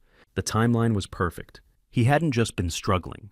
He had been an active participant in Vance's predatory empire since he left college, learning how to scout properties and identify the stress points of aging owners. He had been practicing on us for over a decade, waiting for the Highland parcel to reach peak value. The dawn birds started to chirp outside, a cheerful sound that mocked the darkness in the room, and the dry electronic smell of the overheating laptop. I stood up the chair, scraping harshly against the floor. I closed the laptop, the screen light dying on my face like the last of my illusions. He didn't just bet the house, Audrey. He bet my heartbeat. And I think it's time he learns that a Bannerman heartbeat doesn't stop just because a contract says it should. I felt a surge of cold, lethal resolve. Julian thought he knew Sector 14 because he had a key to the gate. He didn't realize that I knew every rusted bolt and shifting stone of that facility. If he wanted to settle the ledger, we would do it on my terms, in a place where I was the only one who truly understood the architecture of the environment. The garage door groaned as I pulled the chain, exposing the tools of a trade that Julian thought I had forgotten how to use. I pulled the tarp off my old surveyor's kit, and the scent of cold oil and brass hit me like a forgotten promise. Julian thought I was a retired old man waiting for a stroke. He forgot that I spent 40 years learning how to find the crack that brings the whole mountain down. I ran my fingers over the heavy yellow casings of the laser levels and the worn leather of my field books. These weren't just instruments of measurement anymore. They were the components of a counterstrike. Audrey and Martha stood in the doorway, their shadows long and thin against the concrete floor, as the morning sun struggled to pierce the gathering storm clouds. I began to meticulously inspect the gear, checking the calibration of the optics and the charge on the batteries. I laid out the topographical prints of Sector 14, the paper stiff and cold under my touch. I'm not going there to argue with him. Martha, I said, my voice steady, reflecting a calm I hadn't felt in days. I'm going there to show him what happens when you build on a foundation of rot. I explained the concept of shear stress to them, pointing at the structural diagrams of the pumping station. It sits on a limestone shelf that's inherently unstable. Julian thinks he's found a fortress, but I know he's standing on a trapdoor. I packed specific industrial-grade tools, heavy-duty pry bars, and high-tensile wire items Julian wouldn't recognize as weapons until it was too late. A laser level doesn't care about your feelings. It doesn't care if you're a father or a victim. It only cares about the truth of the line. And Julian's line was crooked from the start. Philip, take the satellite phone, Audrey insisted, pressing the rugged device into my hand. If the storm takes the towers, you'll be blind. I nodded, sliding the phone into a pocket of my high-visibility vest. The neon fabric felt like a suit of armor, a return to a version of myself that was certain and immovable. Martha stepped in front of the garage door, blocking my path. You're not just going as an Inspector Philip. You're going as a father. If you see a chance to end this without a surveyor's map, you take it. Bring our grandson home. I revealed a detail then that I had kept buried for years, the limestone fault data. When the county digitized the records a decade ago, I intentionally left the most critical stability readings out of the public server. It was my private failsafe, a surveyor's secret. I am the only person on Earth who knows that the station's foundation is a ticking bomb, and right now the rain is winding the clock. Before I explain what that fault line truly means for everyone at the station, are you still with me? Choose one if you think I should use the mountain to bury the threat. Or two, if I should only use it as a distraction to get Leo out and tell me one short reason why. A quick note, the next part includes some fictionalized details, added to deepen the emotional impact and convey the core message. What matters is the lesson behind it. If this dramatization isn't for you, you're free to stop here. I spread the Sector 14 blueprints across the workbench, the white lines glowing under the shop light. I began mapping the impact zone, identifying the abandoned pumping station's fatal flaw. It was a limestone fault line I documented 40 years ago, a jagged vein of weakness that was never reinforced during the 2012 retrofitting, because the budget had been siphoned off elsewhere. I plotted the exact coordinates where the runoff from the current storm would pool, creating a hydraulic wedge. If a specific weight like a moving SUV hit the stress point on the lower access ramp, it could trigger a localized collapse of the ravine floor. I realized that Vance likely chose this spot for its isolation, thinking the concrete walls made it a bunker. He has no idea the ground beneath them is a geological trap. My mind was no longer that of a grieving parent. It was fully that of a bridge inspector, finding the one rusted bolt that holds the world together. Look at the drainage patterns on this ridge, I told Audrey, tracing the blue lines with a calloused finger. The station is sitting on a shelf of wet crackers. You're not going to just get Leo out, she whispered, her eyes wide as she saw the math. You're going to drop the whole ridge on them, aren't you? Have you ever looked at a map and seen a graveyard instead of a landscape? Because that's what Sector 14 was to me now. A place where my family went to die, or where I went to be reborn. The storm intensified the low, vibrating rumble of thunder, echoing through the garage like a warning. I insisted on going alone. My medical history, the very thing Julian tried to use to eliminate me, was now my greatest tactical advantage. Julian won't shoot a dying man on sight. He'll want to gloat to see me sign those papers before my heart gives out. I saw the nurse in Martha's eyes as she looked at me in unspoken acknowledgement of the lethal stakes. I've spent my life making sure things don't fall down, Martha, I said, checking the sat phone one last time. Just this once, I need to be the one who makes sure they do. Come back with my grandson Philip, she replied, her voice cracking for the first time. Or don't come back at all. I climbed into the SUV, the interior smelling of stale coffee and the cold grit of the blueprints. I discovered a recorded voicemail from Julian on the sat. Phone from 3 days ago, a message I'd missed in the chaos. I can't stop Vanessa. His voice pleaded thin and desperate. Dad, please don't come. I listened to it once and deleted it. A fleeting moment of humanity was just another structural flaw I couldn't afford to account for. The garage door shut. The world turned gray. The hunt was no longer behind me. It was waiting at the top of the ridge. The rhythmic slapping of windshield wipers against the heavy rain was the only pulse I cared about now. I crested the final ridge of Black Ridge County, and there it was, the Sector 14 pumping station. A rusted iron beast crouching on a shelf of limestone that was already starting to scream under the weight of the rain. The metal rungs bit into my palms like frozen teeth. Every inch I climbed the station groaned a 200-ton beast of iron and concrete, shuddering on a limestone shelf that was rapidly turning to soup beneath us. The rusted exterior ladder of the pumping station vibrated under my boots, a skeletal spine leading into the heart of the beast. I could taste the iron in the air mixed with the sharp ozone scent of a storm that was trying to tear the sky apart.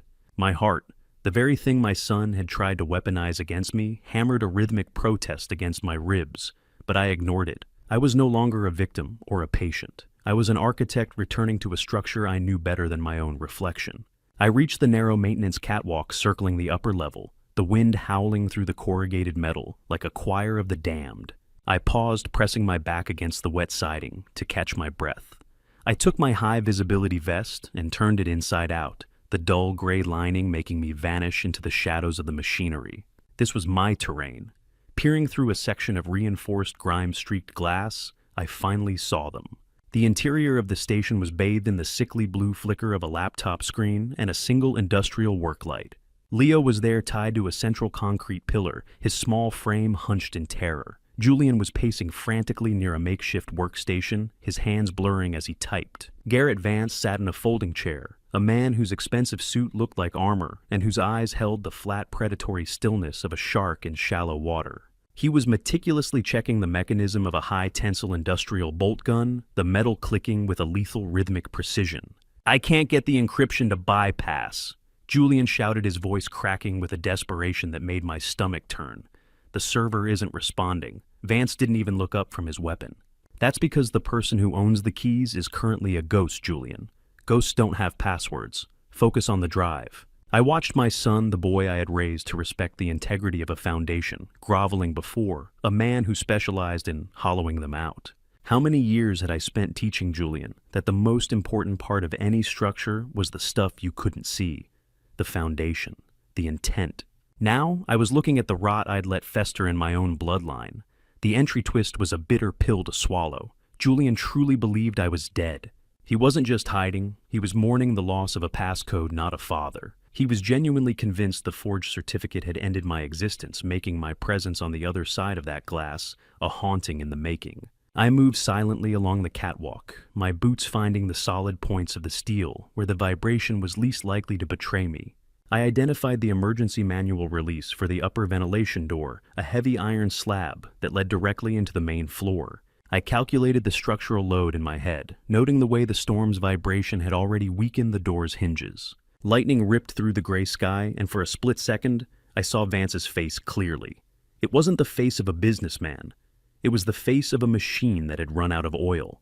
The cold rain slicked my face as I flashed back to that shadow in the diner from weeks ago. It hadn't been a ghost. It had been one of Vance's scouts measuring me for this moment. I reached for my heavy surveyor's tripod, which I had strapped to my back. It wasn't a tool for measuring today. I extended the telescopic legs, locking them into place to create a high-leverage pry bar. You said once we had the boy, the old man would roll over. Julian whined, his shadow dancing grotesquely against the concrete.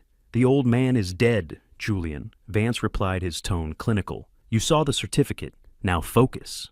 I wedged the foot of the tripod into the strike plate of the iron door, feeling the cold, gritty metal bite deep. I wasn't just breaking in. I was performing a surgical breach of the cage they had built for my grandson. The steel door didn't just open. It surrendered. It gave up the ghost just like I had. But unlike the door, I was coming back with a vengeance. I positioned myself, calculating the exact stress point of the deadbolt. With one powerful, calculated kick, I sent the tripod lunging forward. The metal shrieked as the bolt sheared off like a dry twig. I burst into the room, the door slamming against the interior wall with a sound like a cannon blast. The sudden intrusion created a vacuum of silence, broken only by the howl of the wind and Leo's muffled, heart-wrenching sob. I stood framed by a sudden flash of lightning, my gray-lined vest making me look like a figure carved from the storm itself. Julian froze, his face going the color of ash.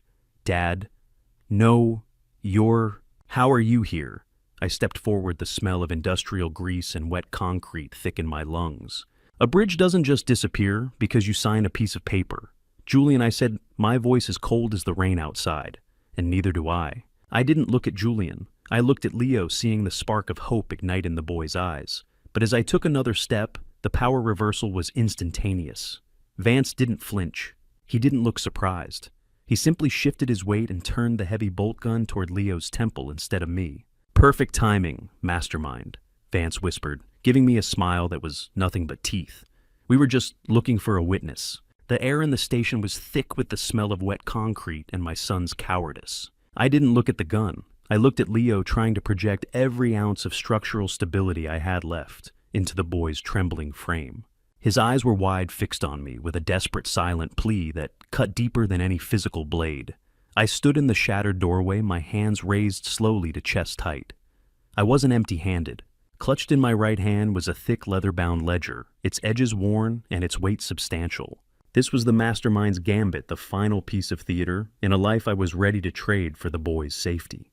Julian was always better at spending money than understanding how it is protected. Mr. Vance, I said, my voice projecting a calm authority I didn't entirely feel. He thought the keys were digital. He thought he could just hack his way into my life. But I'm an old-school inspector. I believe in hard copies and physical locks. Julian looked at me, his face a twitching mask of confusion and greed. Dad, you have it. Vance's eyes flickered from Leo to the book. He looked at the ledger the way a starving man looks at a steak. He didn't see a book. He saw the exit ramp from a life of professional asset stripping. He saw the decryption keys to the offshore millions he had been promised, keys that Julian's frantic typing had failed to produce. I took a slow, deliberate step into the main floor, moving toward an industrial spool table that sat like a rusted altar between us. I had to move Vance's focus. I had to pull that cold steel muzzle away from Leo's temple. The entry twist was a lie I had crafted with surveyor's precision. I told them the master keys were never digital.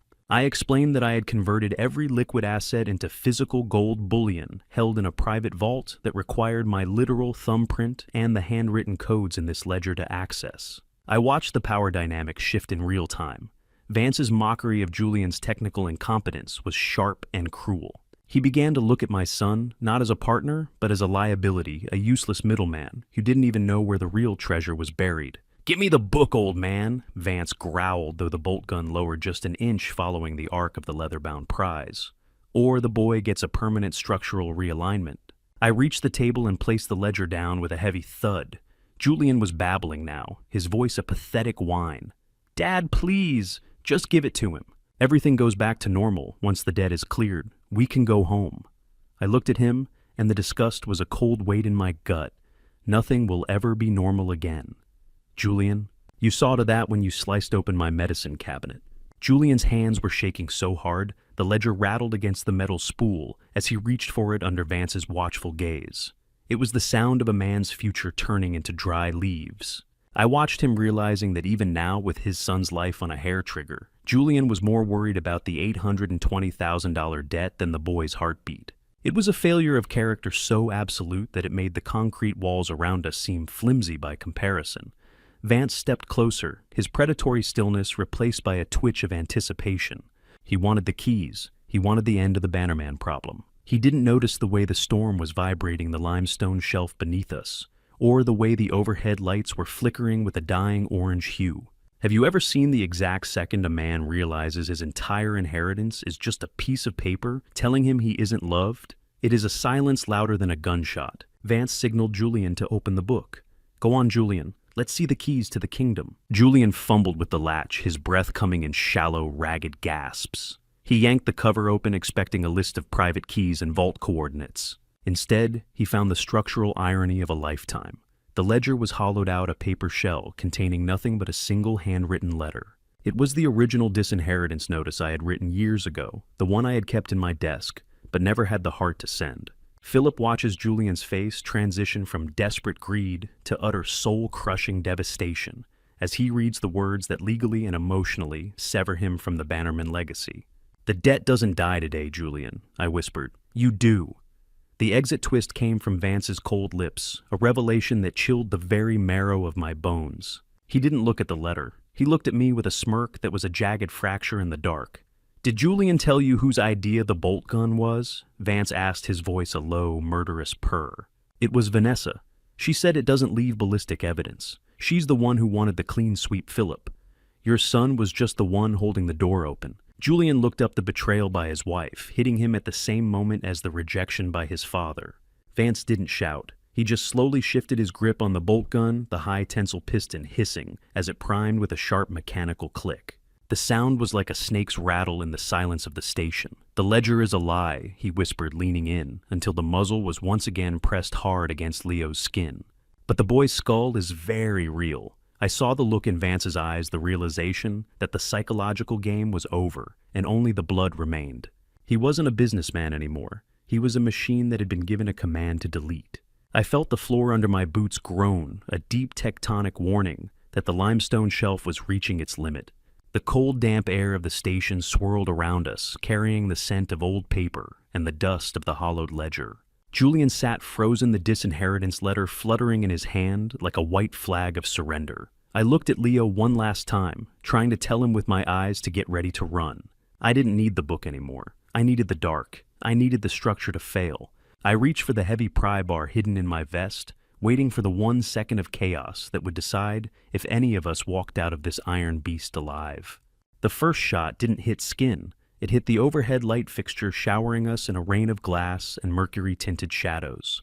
I didn't wait for the darkness to settle. I lunged for Leo, my body acting on a bridge inspector's instinct to protect the only asset that still mattered. My hands found the coarse rope binding him to the pillar, just as a second bolt hissed through the air, sparking against the concrete inches above my head. I didn't need eyes to navigate. I had the structural layout of Sector 14 etched into my marrow. I tackled Leo, pulling him toward the hollow of the machinery pits as the station was plunged into a chaotic, pulsing gloom. The smell of ozone and glass dust stung my nostrils, and a high-pitched ringing occupied the space where silence should have been. "Keep your eyes shut, Leo. Hold onto my belt and don't let go. I whispered, my voice a jagged rasp against the roar of the storm outside. I rolled us behind a heavy turbine casing, feeling the sharp, jagged cold of glass shards biting into my palms as I shielded the boy's head. In the dark, the station wasn't a building anymore. It was a metal ribcage, and we were the unwanted breath rattling between the bones. Vance's voice drifted through the blackness, devoid of emotion. You can't hide in the dark from a man who owns the shadows, Bannerman. I felt the vibration of Vance's movement through the floorboards, a heavy rhythmic confidence. I steered Leo through the narrow service channel, avoiding the exposed electrical conduits that were now sparking in the damp air like dying stars. Every flash of blue light revealed the devastation Julian had allowed: rusted gears, leaking hydraulic fluid, and the silhouette of a son who had truly lost his way. Crack. Not thunder. A bolt. It missed my ear by an inch and buried itself in the iron hatch like a spike in a coffin lid. We reached the secondary drainage hatch I had identified on the blueprints earlier, a forgotten exit meant for catastrophic overflows. I fumbled for the latch, but it was a solid block of oxidation. It was rusted shut. I reached into my vest and pulled out my surveyor's crowbar, wedging the tip into the seam. I threw the full weight of my shoulder against the steel, the metal screaming in protest, as the hinges began to shear. Julian's voice erupted from the center of the room, a frantic, high-pitched scream. "Dad, don't leave me! He's going to end me!" The sound of my son's terror was a physical blow, a hairline fracture in my resolve. But then I looked at Leo, whose small hands were white-knuckled as they gripped my belt. "You chose your side, Julian," I shouted back, the hinges finally giving way with a violent snap. "I'm choosing the boy." We tumbled out of the station and onto the muddy ridge, the Pennsylvania downpour hitting us like a wall of cold iron. The transition from the stifling grease of the station to the raw fury of the storm was a shock that nearly stopped my heart. I pulled Leo to his feet, my boots slipping on the rain-slicked limestone. Have you ever felt the earth move beneath you and realized it wasn't a tremor, but the ground itself trying to decide which one of you to swallow? First, I knew this terrain better than Julian ever would. I knew the limestone was living, shifting its weight under the hydraulic pressure of the deluge. I led Leo toward the specific limestone shelf I had mapped, the one with the deep-seated fault line. I heard the heavy rhythmic thud of boots hitting the mud behind us. Vance was coming. He wasn't running, he was tracking. "Is Dad coming?" Leo asked, his voice nearly lost to the wind. "The man following us isn't your father, Leo," I said, guiding him over a treacherous crevasse. "He's the consequence. Watch your step." The mid-twist was a bitter sting in the dark. I heard Julian's voice from the hatch shouting our location to Vance. "He's heading for the ravine, left of the pump house." My own son was providing the light for our executioner, proving that his desperation to clear his debt had finally erased every shred of paternal instinct. We reached the edge of the ravines where the shale was so loose it felt like walking on broken glass. The lightning didn't just flash, it strode across the sky, illuminating the world in a haunting strobe-like white. Every strike showed the water rushing into the sinkhole throats, the earth gasping for air. I looked back expecting to see a silhouette, but I saw something far worse. Two glowing green eyes were cutting through the rain, the exit twist that redefined the hunt. Vance had night vision optics. The darkness I had relied on to level the playing field was a lie. He wasn't tracking us by sound or luck. He was watching us walk exactly where he wanted, his movements precise and unhurried. He knew where the ledge was. He knew we were boxed in by the geography I thought I had mastered. I felt the cold realization settle in my chest, a weight heavier than the mud clinging to my boots.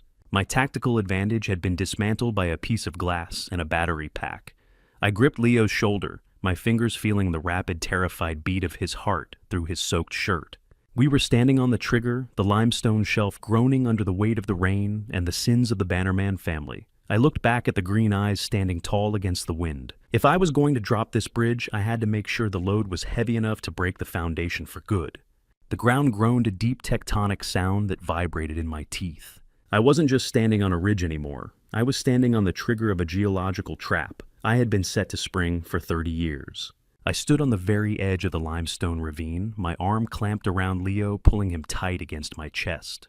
Rain lashed against us, turning the world into a gray, blurred landscape of mud and shale. Behind me, the green glow of Vance's night vision optics cut through the dark like the eyes of an abyssal predator. He was moving with a slow, terrifying confidence, the industrial bolt gun leveled at my head.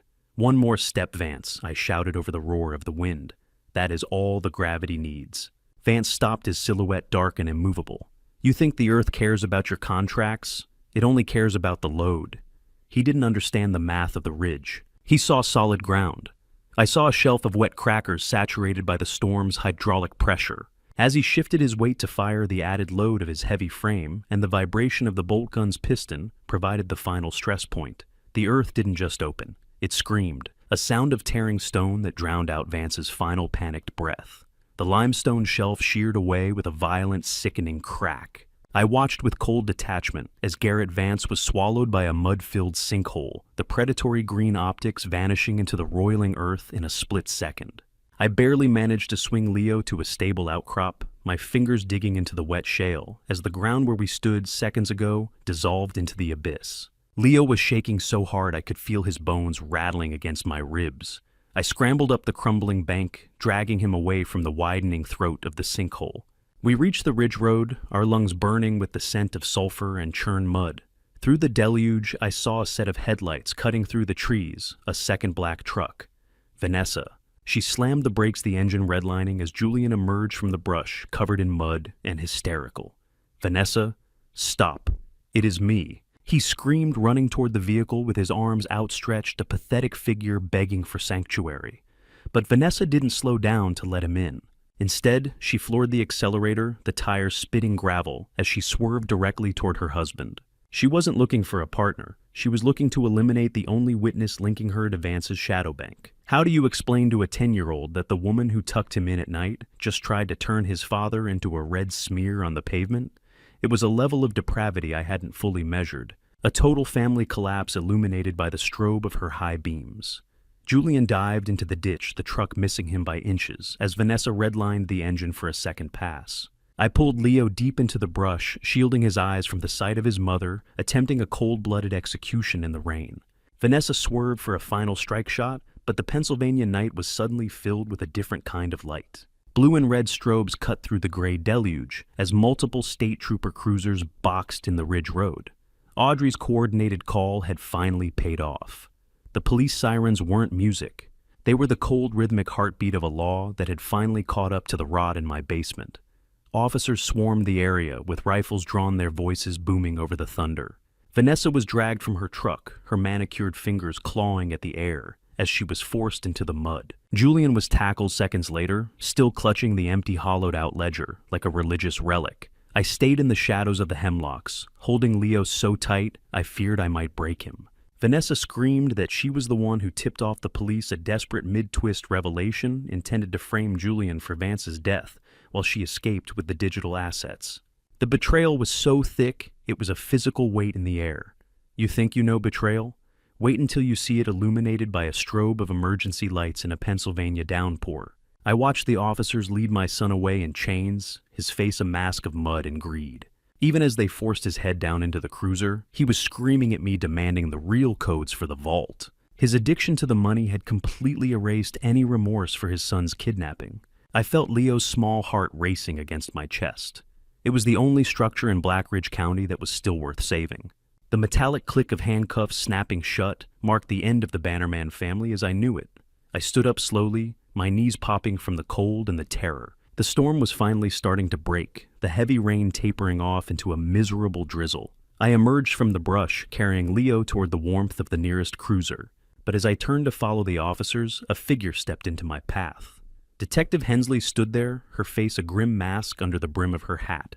She didn't look at the child. She looked at me with eyes that had seen too much. "Mr. Bannerman," she said, her voice cutting through the fading sirens. "We need to talk about those shadow accounts." I looked at her, the exhausted relief I had felt moments ago turning into a new sharp dread. The physical war was won, but the legal consequences were just beginning to surface. The fluorescent lights of the precinct were going to be a different kind of storm, one that wouldn't wash anything clean. I watched Julian's cruiser pull away. His eyes locked on mine through the glass, and I realized he hadn't just tried to take my life. He had set a trap that would ensure I went down with him. I was the architect, and the law was about to inspect every single one of my cracks. The fluorescent lights of the precinct were a different kind of storm, one that didn't wash anything clean.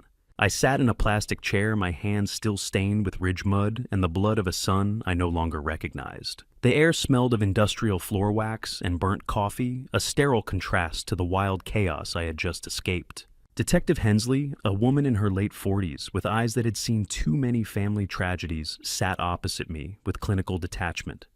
She didn't offer a blanket or water. Instead, she placed a thick manila folder on the table. The sound of it hitting the laminate was like a gavel striking wood. "Mr. Bannerman," she began, her voice low and level, "we've been looking for the architect of a very specific financial labyrinth for a long time. I thought we were chasing a ghost, but it turns out ghosts leave very distinct paper trails." She opened the folder, revealing bank statements I had never seen. "These are shadow accounts, Philip. They were opened 12 years ago using your social security number and your primary retirement fund as the original collateral." I reached out, my fingers hovering over the documents. My heart gave a painful thud against my ribs. "I didn't open these, detective. I've never even seen this bank's logo before." Hensley didn't flinch. "Your signature is on every digital authorization, Mr. Bannerman. And the money, nearly $500,000 over the last decade, was moved from your home IP address." "Small amounts," she added, using my own professional vocabulary against me. "Like removing a single rivet from a bridge every month. You don't notice the damage until the whole thing starts to lean." I felt my financial foundation liquefying. Every year I had spent working every bridge I had inspected had been used as camouflage for a decade-long crime. Julian hadn't just stolen my present. He had been harvesting my past for years. Hensley revealed that Julian had been providing evidence to the police for months, claiming I was the one pressuring him into these shadow bank loans. He had set me up as the fall guy before the first black truck ever appeared on Ridge Road. Hensley leaned forward. "Here is our working theory, Philip. You're a surveyor. You know how to make things look solid while the core is rotting. You used Julian as a front man to interact with Garrett Vance because you knew a 40-year-old with debt looked more suspicious than a 68-year-old with a pension." I stared at her mouth hanging open in indignant terror. "I was trying to stay alive. I was saving my grandson." Hensley tapped the folder. "Then explain the tactical escape, the ghost signal, phone diversion, your knowledge of the fire roads. Most victims panic and call 911. You performed an evasive maneuver that would make a cartel lieutenant proud. You didn't drive like a grandfather. You drove like a man who knew exactly how to disappear." I realized the horrific irony of my situation. My professional background, my ability to find stress points and navigate unmapped terrain, was being interpreted as the MO of a professional criminal. How do you prove you're a victim when your own survival instincts look like a confession? The door opened and Audrey stepped in. She looked exhausted, eyes red-rimmed. "Dad, they're not listening," she whispered. "The police found the jimmied back door at my house. They don't think it was Vance. They think you staged the break-in to destroy the laptop and the local logs of those shadow accounts." I looked at my daughter and saw the fear in her eyes. It was the ultimate structural failure of my life as a father. I had spent 12 years keeping Julian's small lies secret to maintain peace. I had enabled the rot because I was too afraid to see the fracture. Now that habit of silence provided the police with the perfect motive for my supposed complicity. "I built this cage myself, didn't I?" I asked. Every time I looked away from Julian's lies, I was just adding another bar. The handcuffs didn't click, not yet. But the silence was doing the work of iron and steel. The ghost signal I had used to blind Vance's men was now being presented by the district attorney as proof of my intent to flee jurisdiction. My smartest move, the one that saved Martha and me, had been reframed as the flight of a guilty mastermind. Detective Hensley slid a final photo across the table. It was a close-up of the jimmied lock on Audrey's back door. "The marks on the strike plate match the specific gauge of your surveyor's crowbar, Mr. Bannerman," she said. "The one we found in your SUV. Care to tell me why you were breaking into your own daughter's home?" I stared at the photo, the image blurring as the room seemed to spin. I had become the architect of my own demise. My tools used to build my gallows. I looked at my hands, the mud still under my fingernails, and realized the law didn't care about the man I was. It only cared about the bridge I had helped Julian build to hell. I hadn't just been hunted on that ridge. I had been built to fall long before I ever turned that ignition key. I looked at the grocery store clerk, my credit card, a useless piece of plastic between my fingers, and realized the freezing of my life had begun. The cashier looked at me with pity and suspicion as the terminal emitted a sharp red-lighted rejection. "I'm sorry, sir," she said. "It says, refer to issuer." I tried a second card, then a third, but the result was the same. I left the cart full of groceries and walked out into the humid Pennsylvania afternoon. I felt hollowed out by a system that had once been my bedrock. I drove straight to my local bank branch, where the manager Dave usually greeted me by my first name. But when I stepped into his office, the warmth was gone. "I'm sorry, mister. Bannerman," Dave said, eyes fixed on a computer monitor. "Until the federal racketeering investigation is cleared, we cannot authorize any withdrawals.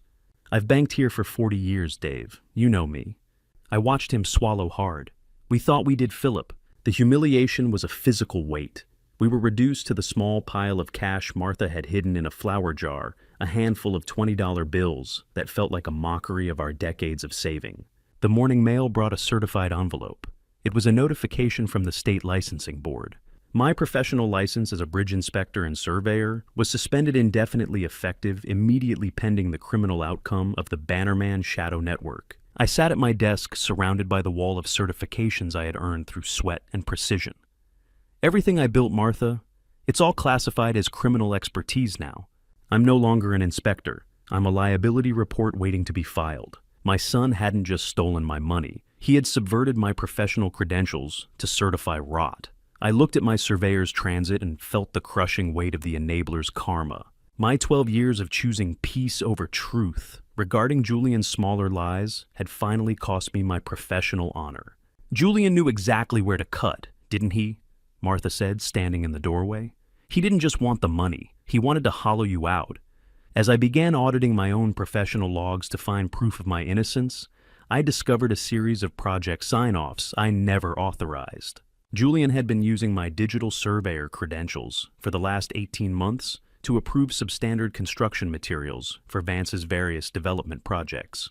I wasn't just a suspect in a fraud case. I was legally liable for potential structural failures across 3 counties. My expertise had been used to certify rot. I wasn't just losing my past. Julian had rigged my future to explode. The house was too quiet. Martha and I sat in the darkened living room that evening, the rhythmic ticking of the wall clock the only heartbeat left. "How did we not smell the rot, Philip?" she finally asked. "Were we that desperate to be loved?" I looked at her, seeing the same reflection of failure in her eyes. "I kept replacing the rusted bolts, Martha. I never thought to look at the ground beneath the bridge. We had raised a viper in our own garden, feeding it with our silence and calling our cowardice family loyalty. We were the primary accomplices to our own destruction." The silence was broken by a small, dry clicking sound. Martha stood and walked to the bed, her fingers tracing the edge of the mahogany headboard. She reached into the narrow gap between the wood and the wall and pulled out a small matte black disc. It was a hidden recording device. Martha held it up, her hand trembling. "They weren't just waiting for us to die, Philip," she whispered. "They were listening to us plan our retirement. They were listening to every private doubt, every mention of the safe codes, and every word of love we had shared. The violation was absolute. Vanessa hadn't just cleaned our bathroom. She had bugged our intimacy. I took the disc from her, feeling like a piece of shrapnel. My son had turned my bedroom into a listening post. "Philip," Martha said, her voice hardening, "what do we do?" I looked at the county jail's address on the legal papers. "We go to the source," I said. I was done being the inspector. I was ready to be the evidence. The courthouse steps felt like the ascent to a gallows I'd built with my own hands. I didn't go there for justice. I went to see if there was a single spark of my son left behind the eyes of the man who tried to bury me. The air inside the Blackridge County Courthouse was heavy, saturated with the smell of floor polish and the ancient brooding scent of heavy oak. I walked slowly, the cold, hard pressure of the wooden gallery bench already calling to my spine before I even reached courtroom 4B. Beside me, Martha was a shadow of herself, the sharp, stinging salt of her silent tears, leaving tracks through the exhaustion on her face. We took our seats in the 3rd row, a position that felt like a target. The entry twist arrived before the judge even took the bench. Julian's high-priced defense attorney stood and announced to the court that my son had officially turned state's evidence. He wasn't just pleading, he was testifying. He claimed that every illegal shadow account, every wire transfer, and every predatory loan was done under my direct supervision. He was painting me as the architect of the Bannerman Shadow Network, casting himself as the mere tool of a coercive patriarch. He wasn't just shifting blame, he was handing me the entire weight of it. Every word his attorney spoke wasn't a defense. It was an offer, a clean narrative where I would carry the structure and he would walk away from the collapse. I saw it then with brutal clarity. This wasn't about surviving the case. It was about choosing who would be buried under it. I felt my lungs constrict, the betrayal so thick, it was a physical obstruction. The side door creaked open, and Julian was led into the room. He was a shock in orange, his frame shackled, and the rhythmic metallic clinking of his chains echoing against the high ceilings. As he passed the gallery, he didn't hang his head. He didn't look away in shame or avoid my gaze. Instead, he caught my eye and delivered a slow, deliberate smirk. That look wasn't defiance. It was confirmation. He wasn't hoping I'd break, he was waiting for it, waiting for me to understand that every step I had taken to protect him had led me exactly where he needed me to be. It was a chilling expression, one that held no remorse, only a sense of twisted accomplishment. "Look at him," Philip Martha whispered, her voice barely a thread. "He's not even sorry." I gripped the edge of the bench until the wood bit into my palms. "He's not looking for forgiveness, Martha. He's looking for the next weak point. A courtroom is just a bridge under a different name. It's built on the assumption that the truth is a solid foundation. But when the truth is a sinkhole, everyone falls." Julian didn't look like a man in trouble. He looked like a predator who had finally managed to trap the one thing he feared most, the man who knew who he really was. The bail hearing quickly turned into a firestorm. The prosecution outlined the assault at the pumping station and the massive fraud, but Julian's attorney was ready. He presented leaked internal memos, documents I had never seen, suggesting I had used Julian as a digital proxy for illegal investments for over a decade. The attorney, a man whose smile held all the warmth of a surgical tray, pointed a finger directly at the gallery. "My client was merely a tool, Your Honor. The architect of this entire financial labyrinth sits right there in the third row. A man who knows how to hide stress points. A man who spent 40 years measuring the world just so he could learn how to deceive it." I felt the weight of the public gaze in the courtroom, the collective judgment of the community I had served for 40 years. They didn't see a grieving father. They saw a criminal mastermind who had corrupted his own flesh and blood. That's a lie I wanted to shout. I spent my life making sure things were safe. But the silence of the court was absolute, and my indignation felt like a confession in that hollow air. Have you ever seen the light die in someone's eyes and realized it wasn't a tragedy, but a choice? Julian didn't stumble into the dark. He walked in and locked the door behind him. The judge listened with a face carved from granite. When the gavel finally hit the wood crack, the sound was the final splintering of our family tree into toothpicks. Bail was denied. The guards moved in to turn Julian back toward the holding cells. As he stood, he leaned slightly toward the gallery. He didn't say it out loud, but I saw his lips move. He mouthed a single word: mastermind. He wasn't playing a role for the judge anymore. He was embracing the lie to destroy me from the inside out. I watched the heavy metal door close behind him, and a profound funereal silence settled over my heart. "I didn't lose a son today, Martha." I said the words feeling as cold as the limestone on the ridge. I lost a ghost. The Julian who cried over broken toys, the boy I had taught to fish and survey, was truly dead. The man who remained was a structural ruin, a hollow shell that could never be repaired. We stood up, the oak benches creaking in the wake of our grief. Martha's hand was a cold weight in mine, but the birth of a new hard defiance was starting to take hold in the center of my chest. Then I saw it. Just before Julian had turned to leave, the light from the tall courtroom windows caught a glit on his right hand. He was wearing a specific signet ring, a heavy gold band with a dark recessed stone. It was the same ring Garrett Vance had worn. The identity reveal was a punch to the gut. Julian hadn't just worked for the shadow bank, he had been promoted within their hierarchy, even while sitting in a county cell. He wasn't a victim of Vance, he was a successor. As the courtroom cleared, the silence felt less like a funeral and more like a survey site. I looked down at my hands and saw the digital timestamp on my watch flickering as it synced with the local tower.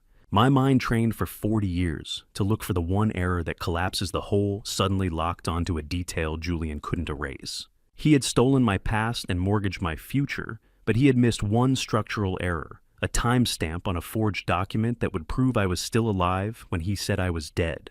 I looked at the metal door where Julian had vanished. I wasn't done being the architect yet, but I was done being the victim. I remembered the one flaw he couldn't hide, the one piece of precision that would destroy his defense and clear the Bannerman name for good.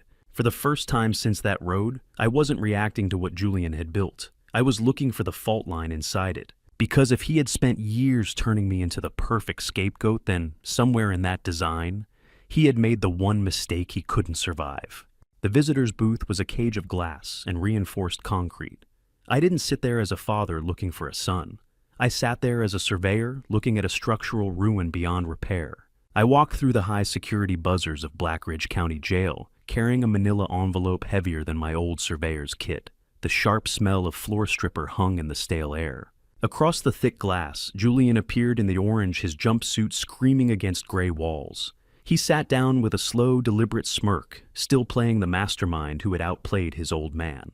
I remained silent for a full minute, watching the tiny tremors in his hands. I had spent 40 years looking for micro-vibrations that preceded collapse, and I saw them now. "You're still smirking, Julian," I said, my voice cold. "That's the problem with people who don't understand foundations. They think the fall is the fun part." Julian's laugh was hollow through the speaker. "I'm going to walk out of here on your retirement fund, Dad. You're just a ghost in the system now. Vanessa and I have the paperwork.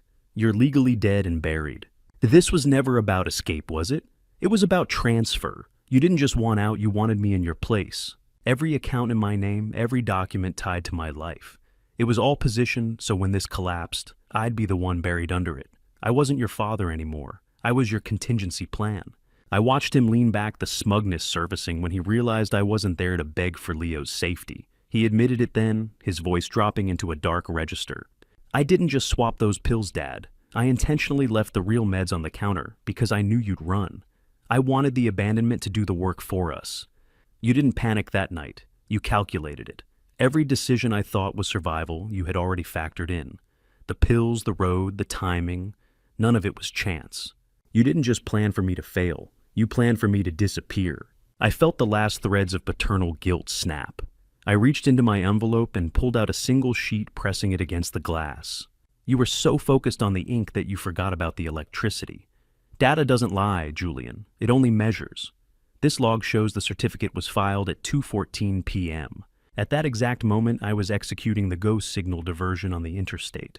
I have the dash cam footage, the cell tower pings, and the highway sensors to prove I was 5 miles away from the deathbed your notary swore to."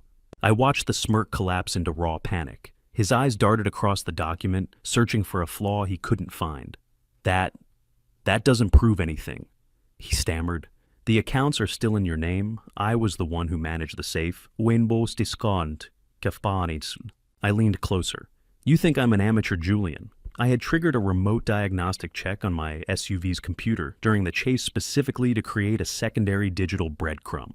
I knew you'd try to erase my timeline, so I made sure the car recorded every second of my survival in a way you never checked." Julian's hands began to shake violently. He realized his defense strategy had just become a confession of forgery and attempted homicide. "I have already handed the printer logs and the timestamp audit to Detective Hensley," I said, standing. "I'm not your father today, Julian. I'm the inspector who found the crack. And I'm signing the order to tear it down." Julian lunged at the glass, screaming, "Dad, come back! You can't leave me in here. Vanessa will destroy me." I didn't wait to hear the rest. I hung up the receiver, the plastic clicking with finality. I turned my back on the glass, walking away from the reflection of my own failure. The heavy steel door thudded shut behind me, and the afternoon sunlight hit my face. For the first time in 12 years, it actually felt warm. My phone buzzed. Audrey's voice trembled with relief. "Dad, the grand jury just saw the printer logs. They're asking for you. They need the final testimony." I looked toward the courthouse, the white stone gleaming like a promise. I was ready. The foundation was clear, the debris was being hauled away, and the Bannerman name was finally going to be built on something solid again. But I understood something I should have seen years ago. This wasn't the end of what Julian built. It was just the part where it started to break in the light. And somewhere inside all that precision, there was still one fracture left to expose.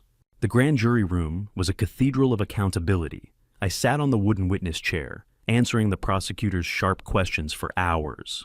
Detective Hensley gave me a single nod, silent acknowledgement of the distance we'd traveled. I confirmed the medical reports detailing the vitamin K sabotage, the clinical evidence of a daughter-in-law's malice. I walked the jurors through the digital printer logs Audrey had recovered, showing how the forged death certificate had been manufactured on my own equipment while I was still drawing breath. The prosecutor entered a secondary file into evidence. Through the grand jury testimony, I discovered Vanessa hadn't just been planning my end. She had taken out a secret life insurance policy on Julian too.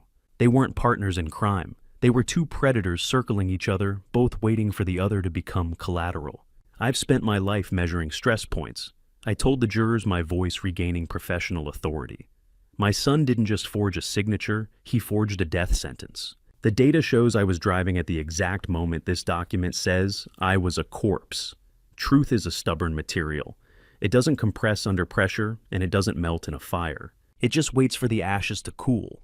I watched the jurors leaning in their faces, reflecting heavy silence as I dismantled the mastermind theory with cold precision of metadata. Every tactical move I had made to survive the ghost signal, the fire roads, the diagnostic pings stopped being evidence of guilt and became structural records of a man refusing to fall. By the time I stepped down, the vindication felt like a new foundation being poured. I waited in the courthouse hallway, the sharp blue light making everything hyper-real.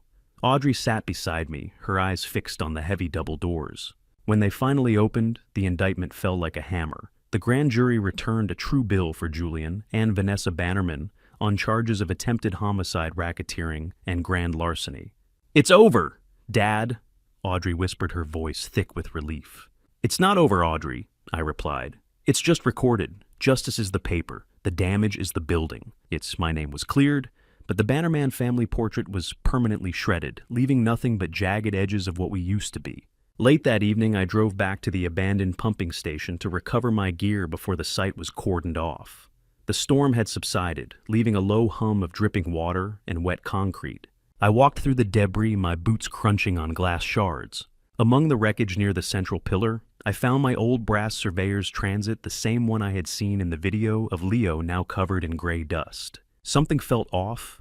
The leveling screws had been tampered with, threads stripped by someone who didn't know precision tools. I unscrewed the base plate and found the central housing had been hollowed out.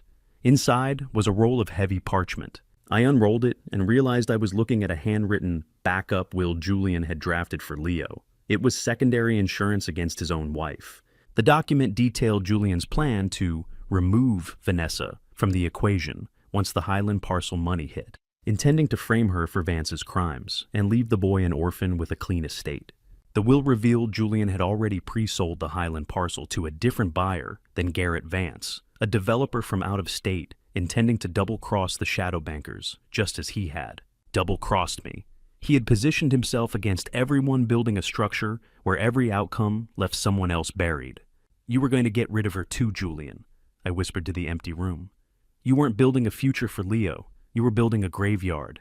I walked out onto the limestone ridge, the moon reflecting off the mud-filled sinkhole where Vance had vanished. I pulled a match from my pocket and struck it. The smell of sulfur hit me sharp and biting. I watched the first corner of the secret will catch fire. As the paper curled into black ash on the limestone ridge, I realized the only way to save Leo was to make sure he never knew the depth of the monster he called Father. Some structures are too rotten to be salvaged.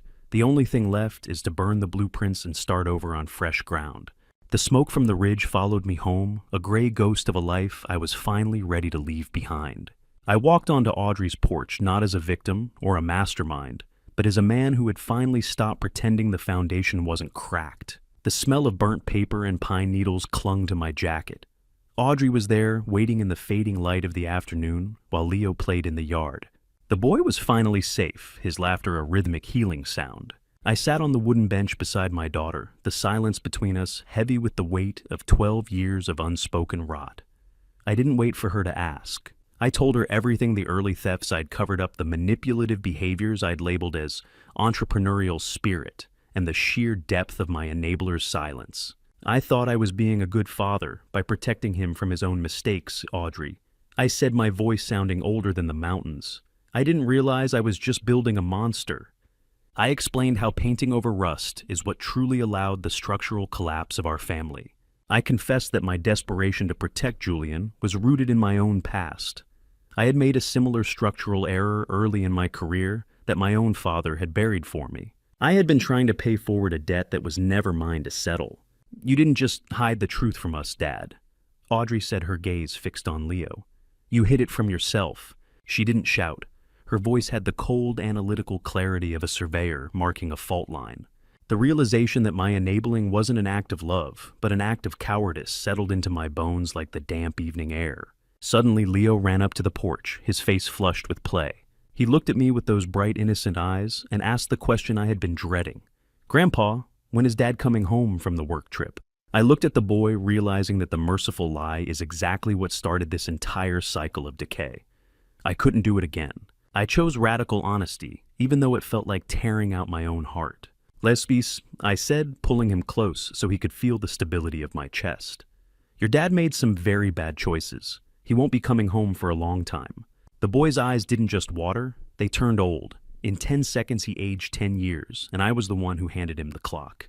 I held him until the shaking stopped. Once Audrey took him inside, a legal representative arrived to finalize the business of the Ridge.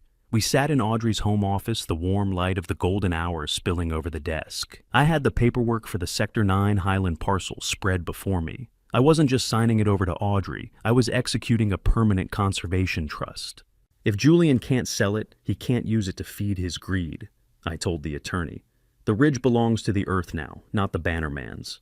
It was a clean break, a way to restore structural integrity by removing the very weight that had caused the bridge to buckle.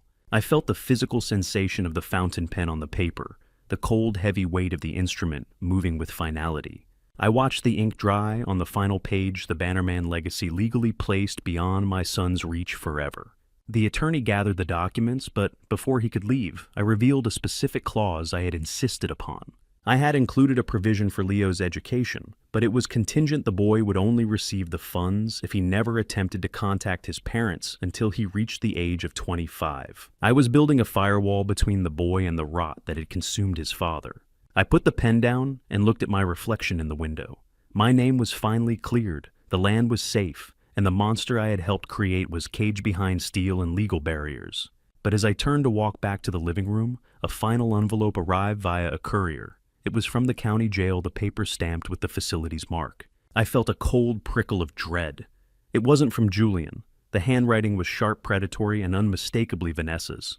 The paper felt like cold skin against my fingers. I sat on Audrey's porch, the afternoon sun casting long shadows across the boards.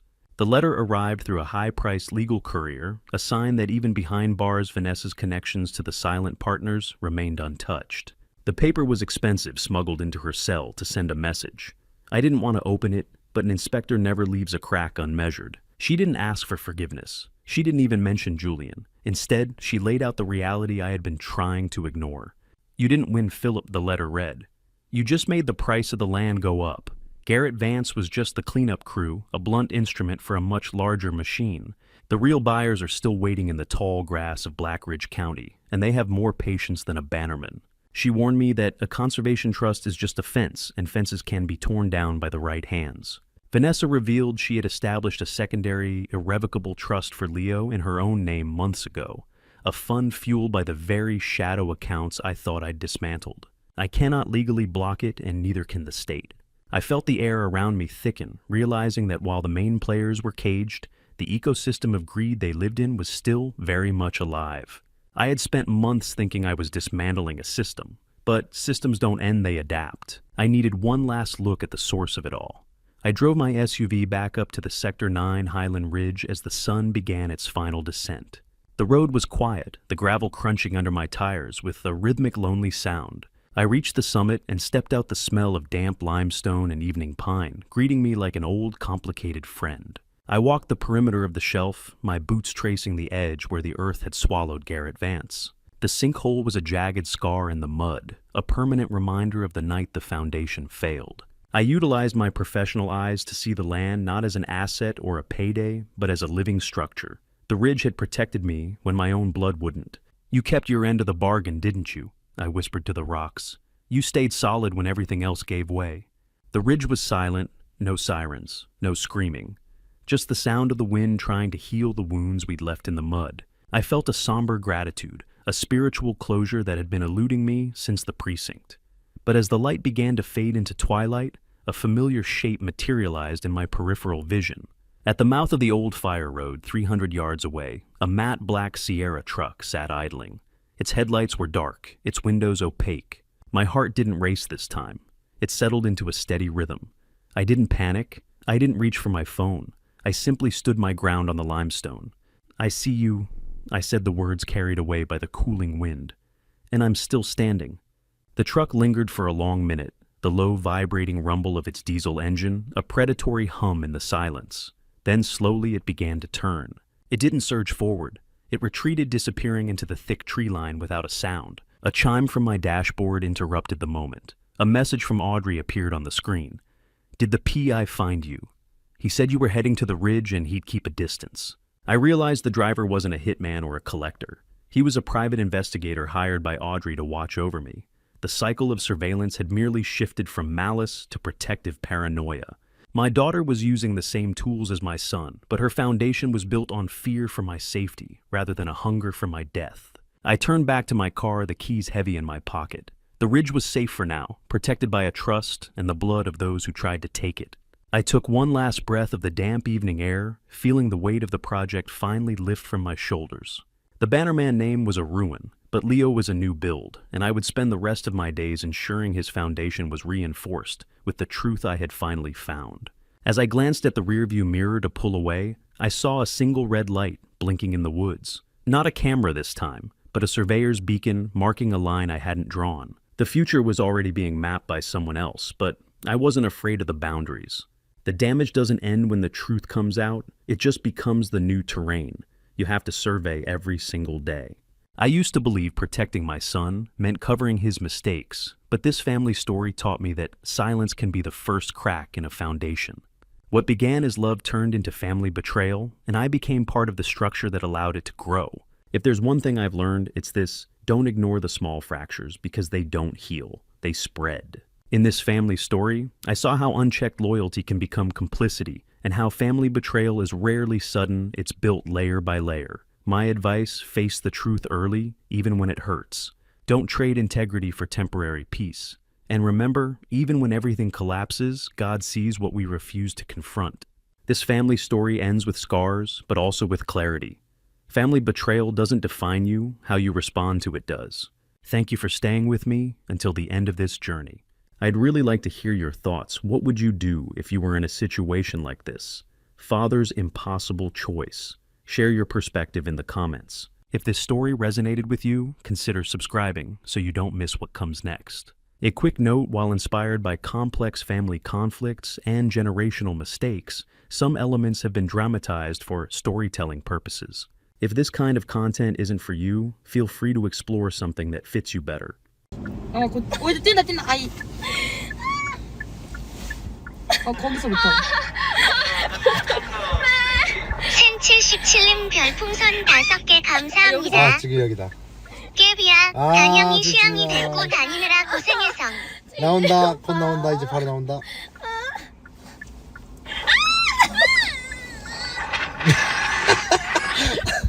저만 들었어.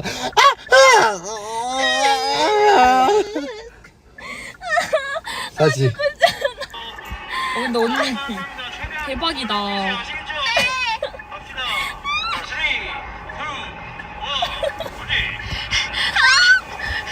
생 77님 별풍선 5개 감사합니다. 단양이는 돈이 없성 유유 이걸로라도 깨비염 물결표. 찌찌라.